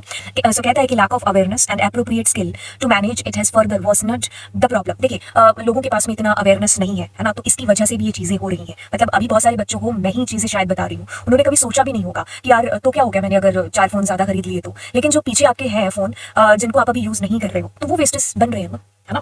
तो बिल्कुल यहाँ पर अवेयरनेस नहीं है। अब कहते हैं कि एप्रोप्रिएट स्किल टू मैनेज, हमें मैनेज करना ही नहीं आ रहा है। हम नए पे नए खरीदते जा रहे हैं, पीछे वालों का कुछ पता नहीं है, चाहे वो बिल्कुल खराब हो गए, तो हम क्या कर सकते हैं, उसमें थोड़े बहुत सही करके उससे काम चला सकते हैं, या फिर किसी को सेकंड हैंड रेट पर दे सकते हैं, है ना। तो ये जो चीजें है ना, अगर हम करके और ज्यादा वर्स के अंदर घुसने से हम जो है अपने आप को थोड़ा सा बचा सकते हैं। वर्स तो है ही, खैर उसको और ज्यादा वर्स होने से हम बचा सकते हैं। अब देखिए यहाँ पर इसने एक फुल फॉर्म है, यहाँ पर मैं पढ़ूंगी WEEE की। कहता है कि waste electrical and electronic equipment is becoming a major concern for all countries across the world. तो ये बहुत एक मेजर कंसर्न बनता जा रहा है, एंड इसकी शुरुआत है ना वो हमें ही करनी पड़ेगी। ठीक है, तो हमें देखना पड़ेगा कि जो चीज अभी मैं इस दिवाली ऑफर पर खरीद रहा हूँ, क्या मुझे वाकई में इसकी जरूरत है, मैं इसके बिना काम चला सकता हूँ कि नहीं। ठीक है, तो हमें सोचना पड़ेगा। मतलब कहीं ना कहीं ये जो शो ऑफ वाली चीज है ना, उसको आपको रुक करके एक बार स्टैंड होकर के अपने आप से पूछना पड़ेगा, वाकई में जरूरत है या हम सिर्फ दुनिया को दिखाने के लिए चीजें ले रहे हैं। ठीक है, और अगर हम ग्लोबली बात करें तो ये जो ई वेस्टेज है, ये म्युनिसिपल का जो सॉलिड जो उसको हम ठोस कचरा बोलते हैं, उसका भी 5% से मतलब ज्यादा ही है। ठीक है, अब कहता है कि therefore it is very important that e waste is disposed in such a manner that it causes minimum damage to the environment and society. बिल्कुल हमें ऐसे अफोर्ड करने चाहिए, ये बहुत ही ज्यादा जरूरी है कि हम ई वेस्ट जो है कम से कम करें, और अगर हो भी रहा है तो हमें उसके वेज हैं जो बिल्कुल सोचने चाहिए, इस तरीके से करना चाहिए कि वो सोसाइटी को और हमारी एनवायरमेंट को ज्यादा नुकसान ना पहुंचाए। ठीक है, ओके, तो मतलब मिनिमम उसके कॉजेज है जो हो, राइट, ऐसा हमें सोचना चाहिए। बिल्कुल, अब इसके इम्पैक्ट क्या क्या हो सकते हैं। देखिए इम्पैक्ट इसका पड़ सकता है एनवायरमेंट के ऊपर, ह्यूमन के ऊपर इसका इम्पैक्ट जो पड़ सकता है। बिल्कुल ये दोनों ही बहुत ही मेजर कंसर्न है। अगर एनवायरमेंट पर पड़ेगा तो ऑफकोर्स कहीं ना कहीं इनडायरेक्टली ह्यूमंस पर भी हो रहा है, ह्यूमन अगर अफेक्टेड होंगे तो एनवायरमेंट भी होगा। ठीक है, तो मतलब सारी चेन है एक दूसरे से जुड़ी हुई है, और ये चीजें कहीं ना कहीं हमसे ही शुरू हो रही है। ठीक है, इसीलिए ये चीजें आप यूथ को पढ़ाई जा रही है ताकि आपको पता चले, आप रुको और देखो। मतलब यूं ही नहीं कि अंधविश्वास के अंदर या फिर लैक ऑफ अवेयरनेस के अंदर आप चलते जाओ आगे और पता ही नहीं, एक ऐसे सर्टेन पॉइंट पर आकर के खड़े हो जाओ जहां पर हम कुछ कर ही नहीं सकते। तो इसीलिए आप उस पॉइंट पर अभी नहीं आए। ठीक है, तो उस हम वर्स्ट टू वर्स्ट कंडीशन में ना पहुंच जाएं, तो इसीलिए आप बच्चों के जरिए एक आज जो आने वाला जो यूथ है उसको अवेयर किया जा रहा है ना। कहते हैं कि to some extent e waste is responsible for the degradation of our environment. बिल्कुल, जो एनवायरमेंट की इतनी मतलब गंदी सिचुएशन हो रही है ना, तो कहीं ना कहीं ई वेस्टेज उसके लिए बहुत हद तक रिस्पॉन्सिबल है। ठीक है, अब एनवायरमेंट के ऊपर कॉजेज इसके देखते हैं। देखिए एनवायरमेंट पर अगर हम कहें तो ये एनवायरमेंट पर हर एंगल से असर है जो डाल रहा है। एयर पॉल्यूशन हो रहा है, वाटर पॉल्यूशन हो रहा है, सॉइल पॉल्यूशन हो रहा है। अगर सॉइल पॉल्यूशन होगा तो वो वाटर के अंदर जाएगा, वाटर फिर उसके अंदर एयर के अंदर जाएगा, है ना। तो हर चीज एक दूसरे से लिंकअप है। तो पॉल्यूशन कोई भी हो चाहे बहुत ही वर्स्ट है। कहते हैं कि वेस्ट इज केयरलेसली थ्रोन और डंप्ड इन लैंडफिल और डंपिंग ग्राउंड्स। हम ऐसा सोच लेते हैं कि भाई ये चीज वेस्ट है, चाहे मोबाइल है या कुछ भी जो भी वेस्ट है, हम उसको डंप कर देते हैं सॉइल के अंदर, है ना। कहता है कि सर्टेन एलिमेंट्स और metals used in the production of electronic product may cause air, water and soil pollution. हम उनको डंप कर देते हैं और वो जो गैजेट्स बने हैं ना, उनमें बहुत सारे मेटल्स वगैरह का यूज हुआ है, तो वो जाकर के अगर हम उसको मिट्टी में दबा देंगे कहीं, तो फिर उससे बहुत सारी चीजें हैं जो हो सकती हैं। मतलब उससे आप अगर वो सॉइल में गया तो फिर वो वाटर में जा सकता है ना। अगर हम सॉइल को उठाएंगे या कुछ भी करेंगे तो उसके धूल वूल के जो कण है वो एयर के अंदर चले जाएंगे, ठीक है। तो देखिए, अगर हम देखें, मैं इसकी बहुत सारी फोटोज मैंने इसकी सर्च की है, तो कहीं ना ये मतलब रोंगटे खड़े कर देने वाली चीज है कि हमें बैठ करके जरूर सोचना पड़ेगा, क्योंकि हमारा घर है, बट ये अर्थ भी तो हमारा ही घर है ना, हमें ही सोचना पड़ेगा सोसाइटी के बारे में भी, ठीक है। तो इम्पैक्ट क्या है एनवायरमेंट के ऊपर, तो इसके अंदर देखते हैं कि as a result the harmful chemicals seep into the soil causing the soil pollution. तो जब हम उसको डंप कर देते हैं तो उसके अंदर जो भी हार्मफुल केमिकल्स होते हैं तो वो सॉइल के अंदर जाएंगे, तो फिर वो सॉइल पॉल्यूशन का कॉज है जो बनेंगे। Further when these chemicals reach and contaminate the natural ground water it causes the water pollution. फिर वहां से वो पानी में जाएंगे तो पानी का पॉल्यूशन हो जाएगा। As the water become unfit for human, बिल्कुल पानी, हमारा बॉडी में पानी तो है ना, एनिमल्स भी पानी पी रहे हैं, इवन अगर हम एग्रीकल्चर के लिए भी इसको यूज कर रहे हैं उस पॉल्यूटेड वाटर को, तो वो हमारे लिए जो है हार्मफुल है, बिल्कुल हमारे लिए, इस एनवायरमेंट के लिए। हर तार एक दूसरे के साथ में जुड़ा हुआ है, ठीक है। तो अब हमें इस चेन को ब्रेक है जो बिल्कुल करना पड़ेगा, और इनिशिएटिव हम ही लोगों से है, हमें ही इसको इनिशिएट करना पड़ेगा। आप सोचो, बैठो सोच करके कि कितना सारा ई वेस्टेज है जो बिल्कुल हो रहा है। कहते हैं कि when dust particle loaded with heavy metals enters the environment it causes the air pollution as well, बिल्कुल। सो अगर इसके जो हैवी मेटल्स वगैरह है जो एयर के अंदर जाएंगे तो बिल्कुल वो उससे हमारे सांसों के अंदर जाएंगे एंड एयर पॉल्यूशन हो रहा है, राइट। तो देखो, वैसे ही यार दुनिया बड़ी दुखी हो रखी है इस पॉल्यूशन से, तो हम अपने आप से इनिशिएटिव कर सकते हैं कि हम ऐसी चीजें तो कम से कम बचाएं, ठीक है। तो देखिए, आप यहाँ पर ये जो बच्चा यहाँ पर काम कर रहा है तो उसकी सेहत पर कितना असर हो सकता है। चलो बच्चा भी है, और आसपास जो लोग हैं वो कितना इससे जो है, देखो झुग्गी झोंपड़ी वाले जो लोग हैं आसपास रह रहे हैं, तो वो कितना उनकी हेल्थ के ऊपर कितना ज्यादा असर है जो हो रहा होगा, है ना। ये जो पानी है कहीं ना कहीं मिलकर के आगे हमारी नदियों के अंदर मिलेगा, है ना। तो बिल्कुल हम जो है मतलब इंसान ही आज इंसान का दुश्मन है जो बना हुआ है। इनडायरेक्टली हम कहीं ना कहीं मतलब बहुत ही ज्यादा फर्क है जो डाल रहे हैं। अब ह्यूमन यहाँ पर बहुत ज्यादा अफेक्टेड हो रहा है। मैं कहूंगी कि अगर एनवायरमेंट हो रहा है तो ह्यूमन हो रहा है, अगर ह्यूमन हो रहा है तो एनवायरमेंट हो रहा है। मैंने कहा कि एक चेन है यार, है ना। द इलेक्ट्रिकल और electronic devices are manufactured using certain metals and elements like lead, beryllium and cadmium, plastics. बिल्कुल इन सबसे मिलकर के जो है ये इलेक्ट्रॉनिक गैजेट्स डिवाइसेज हैं जो बने होते हैं। हम इन सबको देखें यार, इनके अंदर प्लास्टिक यूज हो रहा है ना, मेटल वगैरह यूज हो रहा है, ये सारे के सारे। अब सोचो खुद, अगर हम इनमें से किसी को भी मिट्टी में दबाएंगे या ऐसे कुछ बाहर फेंक देंगे, कुछ दिनों के बाद में बारिश होगी, उस पर जंग लगना स्टार्ट हो जाएगा, प्लास्टिक होगा, लोहा होगा, जो भी होगा, है ना। तो बिल्कुल वो हमारे एनवायरमेंट के लिए नुकसान होगा, है ना। तो मिट्टी में जाएगा, सॉइल पॉल्यूशन होगा, एंड मिट्टी के जो नेचुरल वाटर है उसके अंदर जाएगा, वाटर पॉल्यूशन हो रहा होगा। हम उस मिट्टी को उठाएंगे, इधर उधर करेंगे, धूल में जाएंगे उसके पार्टिकल्स, तो धूल का जो है एयर पॉल्यूशन होगा, है ना। तो ये सारी चीजें यार, सारी चीजें एक दूसरे के साथ जुड़ी हुई हैं, तो इनिशिएटिव लेना पड़ेगा। कहते हैं कि if e waste is not disposed of in a proper manner it can be extremely harmful for human, plant, animal and for the environment. बिल्कुल हर बंदा एक दूसरे से जुड़ा हुआ है, जो इस सृष्टि, जो इस अर्थ पर रह रहे हैं। एक भी चीज पर बुरा असर होता है तो वो इनडायरेक्टली कहीं ना कहीं एक दूसरे पर हो रहा होता है, ठीक है। ओके, तो यहाँ पर आपको बताऊंगी कि क्या होने से क्या फर्क पड़ रहा है। तो कहते हैं कि one of the most widely used metal in electronic devices जो कि लीड है, ठीक है। इससे क्या होगा, मतलब अगर ये वाला यूज हो रहा है तो अगर हम ऐसे ही अगर फेंकेंगे इन इलेक्ट्रॉनिक डिवाइसेस को तो क्या हो सकता है। कहता है कि when lead enters the human body through the contaminated food, water, air, soil, it causes lead poisoning which affect the kidneys, brain and central nerve system। बिल्कुल हेल्थ पर फर्क है जो इसका पड़ेगा, है ना। सो हेल्थ है जो इससे डैमेज जरूर होगी। आगे चलते हैं तो कहता है कि बेरिलियम जो कि इनके अंदर यूज होता है, used in electronic circuits, boards, तो इसका असर क्या हो सकता है, स्किन पर कॉज डाल सकते हैं, एलर्जी हो सकती है, लंग कैंसर का जो है कारण बन सकते हैं। अब कहता है कि बर्निंग, अगर हम किसी भी प्लास्टिक वगैरह को या कॉपर वगैरह को किसी को भी बर्न करते हैं तो कहता है कि बर्निंग इज इंसुलेटेड। कहता है कि burning of insulated wires to extract copper can cause neurological disorders. तो ये सारी चीजें इनसे हो सकती हैं। अगर आगे चलेंगे तो कहता है कि cadmium found in the semiconductors and resistors and can damage kidney, liver, bones, इन सारी चीजों पर ये असर है जो डालेगा, है ना। Plastic reacts with air and moisture, it passes harmful chemicals into the soil and water resources. आपको पता है कि यार प्लास्टिक कितना ज्यादा हार्मफुल है। हमारी गवर्नमेंट जो बार बार एक इनिशिएटिव लेती है कि भाई प्लास्टिक का यूज कम करो, तो बिल्कुल वो एयर और मॉइस्चर के अंदर को है जो रिएक्ट करेगा, और उससे क्या क्या चीजें हो सकती है। बिल्कुल अगर इसको कंज्यूम करेंगे तो ये हमारे इम्यूनिटी सिस्टम के ऊपर बहुत ही ज्यादा असर डालेगा। इससे एंग्जाइटी हो सकता है, स्ट्रेस फील हो सकता है, तो बहुत सारी चीजें हैं जो अफेक्ट करेंगी, है ना। तो एनवायरमेंट फर्क पड़ेगा, ह्यूमन बॉडी के ऊपर इफेक्ट जो होगा। अब इसको मैनेज कैसे किया जा सकता है, मतलब प्रॉब्लम है उसका सॉल्यूशन क्या हो सकता है। तो चलिए अब इसकी मैनेजमेंट की तरफ चीजें हैं जो हम लोग देख सकते हैं। तो हम इसको इन 3 चीजों से हम बहुत हद तक चीजें हैं जो कम कर सकते हैं। हम रिड्यूस कर सकते हैं, रीयूज कर सकते हैं, रिसाइकिल कर सकते हैं। अब ऐसा है कि कुछ चीजें रिसाइकिल हो सकती हैं, कुछ चीजें रिड्यूस हो सकती हैं, कुछ चीजें रीयूज हो सकती है। तो सबसे पहले रिड्यूस की कहानी यहाँ पर देखते हैं। कहते हैं कि we should try to reduce the generation of e waste by purchasing the electronical devices on the according to our need. जरूरत नहीं है ना तो फिर मत खरीदो, ठीक है। अब ऑफर देने वाले तो तुम्हें देंगे ना ऑफर, तो ये हमारे ऊपर डिसाइड करते हैं मुझे खरीदना है कि नहीं खरीदना है। ठीक है, पेट भरा हुआ है और फिर भी मैं देख रही हूँ कि यार इसमें 50% डिस्काउंट पड़ा है, तो शायद मतलब कम पैसे बचेंगे तो मैं खा ही लेता हूँ। एक तो पैसे वेस्ट हो गए, बिल्कुल पेट भरा है तो क्यों खाना है ना, हेल्थ के ऊपर तो नुकसान पड़ेगा ही पड़ेगा, राइट। तो जरूरत नहीं है तो फिर छोड़ सकते हो आप उसको, राइट। कहीं ना कहीं हम इंसान है ना जो खुद की जरूरत नहीं है लेकिन दूसरों को एक स्टेटस दिखाना होता है ना कि यार मेरे पास में ये वाला फोन भी है और ये वाला फोन भी है, तो हमें कहीं ना कहीं वो चीजें हैं जो कम करनी होगी, ठीक है। तो हमें वाकई में जमीन पर बोलना ही नहीं है, खड़े भी होना है, ठीक है। तो हम एक्चुअली में जमीन पर खड़े तो हैं लेकिन हमें देखना पड़ेगा कि हम मेंटली भी हैं कि नहीं है। Also they should be use to their maximum capacity and discarded only after their useful life has ended. अगर हमने 2 साल पहले फोन लिया है तो अगर चल रहा है तो चला सकते हैं ना काम उसके साथ, क्या जरूरत है हमने फोन लेने की। तो जब तक उसे काम चल रहा है तो हम चला सकते हैं, अगर हमारा काम ही बिल्कुल रुक रहा है तो बिल्कुल हमें जाना चाहिए न्यू के साथ में। लेकिन अगर वो जो हमने जिसको डिस्कार्ड किया अभी कि नहीं यूज करना है तो आप अपने छोटे भाई बहन को दे सकते हो या फिर किसी उस जरूरतमंद इंसान को दे सकते हो जिसको वाकई में जरूरत हो। आपको शायद अभी नहीं है उसकी, बट यस, जैसे हमारी भाई बहनों के कपड़े होते हैं ना तो हमारी मम्मी हमें पहना देती थी, तो बिल्कुल वो वेस्ट नहीं हुआ, भाई ने भी पहना, तुमने भी पहना, यार उसका हक निकल गया, है ना। उसके बाद आप किसी और को भी दे सकते हो वो। तो ऐसे ऐसे ऐसे रीच चलती हुई आती थी, है ना। तो भाई ने जो साइकिल चलाई है वो तुम साइकिल चला रहे हो, ठीक है। तो इसमें कोई बुराई नहीं है अगर आप जो है, इट्स ओके, चीजें जो है, क्योंकि चीजें ही सब कुछ नहीं है ना, चीजों के साथ में ही सारी जिंदगी नहीं है, उस जिंदगी में और भी चीजें हैं जो आप एक्सप्लोर कर सकते हो। कहते हैं कि good maintenance of electronic devices also increase the life of the devices. आपको साम संभाल है जो आनी चाहिए करनी, ऐसा नहीं कि आपने कहीं पर भी उठा करके फेंक दिया। ऑफ कोर्स नहीं संभाल रखोगे तो वो टूटेगा ही। वैसे तुम्हारी बॉडी है, बॉडी के साथ अगर हम मतलब अच्छे से संभालेंगे नहीं तो बॉडी खराब होगी, ठीक है। तो हर चीज के साथ है, not only with the devices. So अगर हमें हम किसी चीज की संभाल है जो बहुत अच्छे से करेंगे, केयर अच्छे से करेंगे तो वो ज्यादा टाइम तक ऑफ कोर्स चलेगी। अब आता है रीयूज के ऊपर। हाँ, बार बार आप उसको रीयूज करो, तुम्हें नहीं करना तो यार किसी और को दे दो जिसको जरूरत है। कहते हैं कि it is the process of reusing the electronic waste after slight modification. थोड़ा बहुत चेंज करके आप उसको रीयूज कर लो, ठीक है। कहते हैं कि the electronic equipment that is still functioning should be donated और sold to someone who is still willing to use it. हो सकता है वो चीज तुम्हारे लिए इतनी इंपॉर्टेंस ना रखती हो, लेकिन कोई शायद सपने में उसको देख करके रात को सो रहा हो, है ना। कोई शायद भगवान से उसके लिए प्रे कर रहा हो कि यार हाँ मुझे जूते चाहिए, मुझे चलो जूते तो चलो इसका इलेक्ट्रॉनिक का एग्जांपल नहीं है, वो एक फिल्म का मुझे आ गया, इकबाल नाम की फिल्म थी ना, उसका मुझे एक सीन है जो याद आ गया।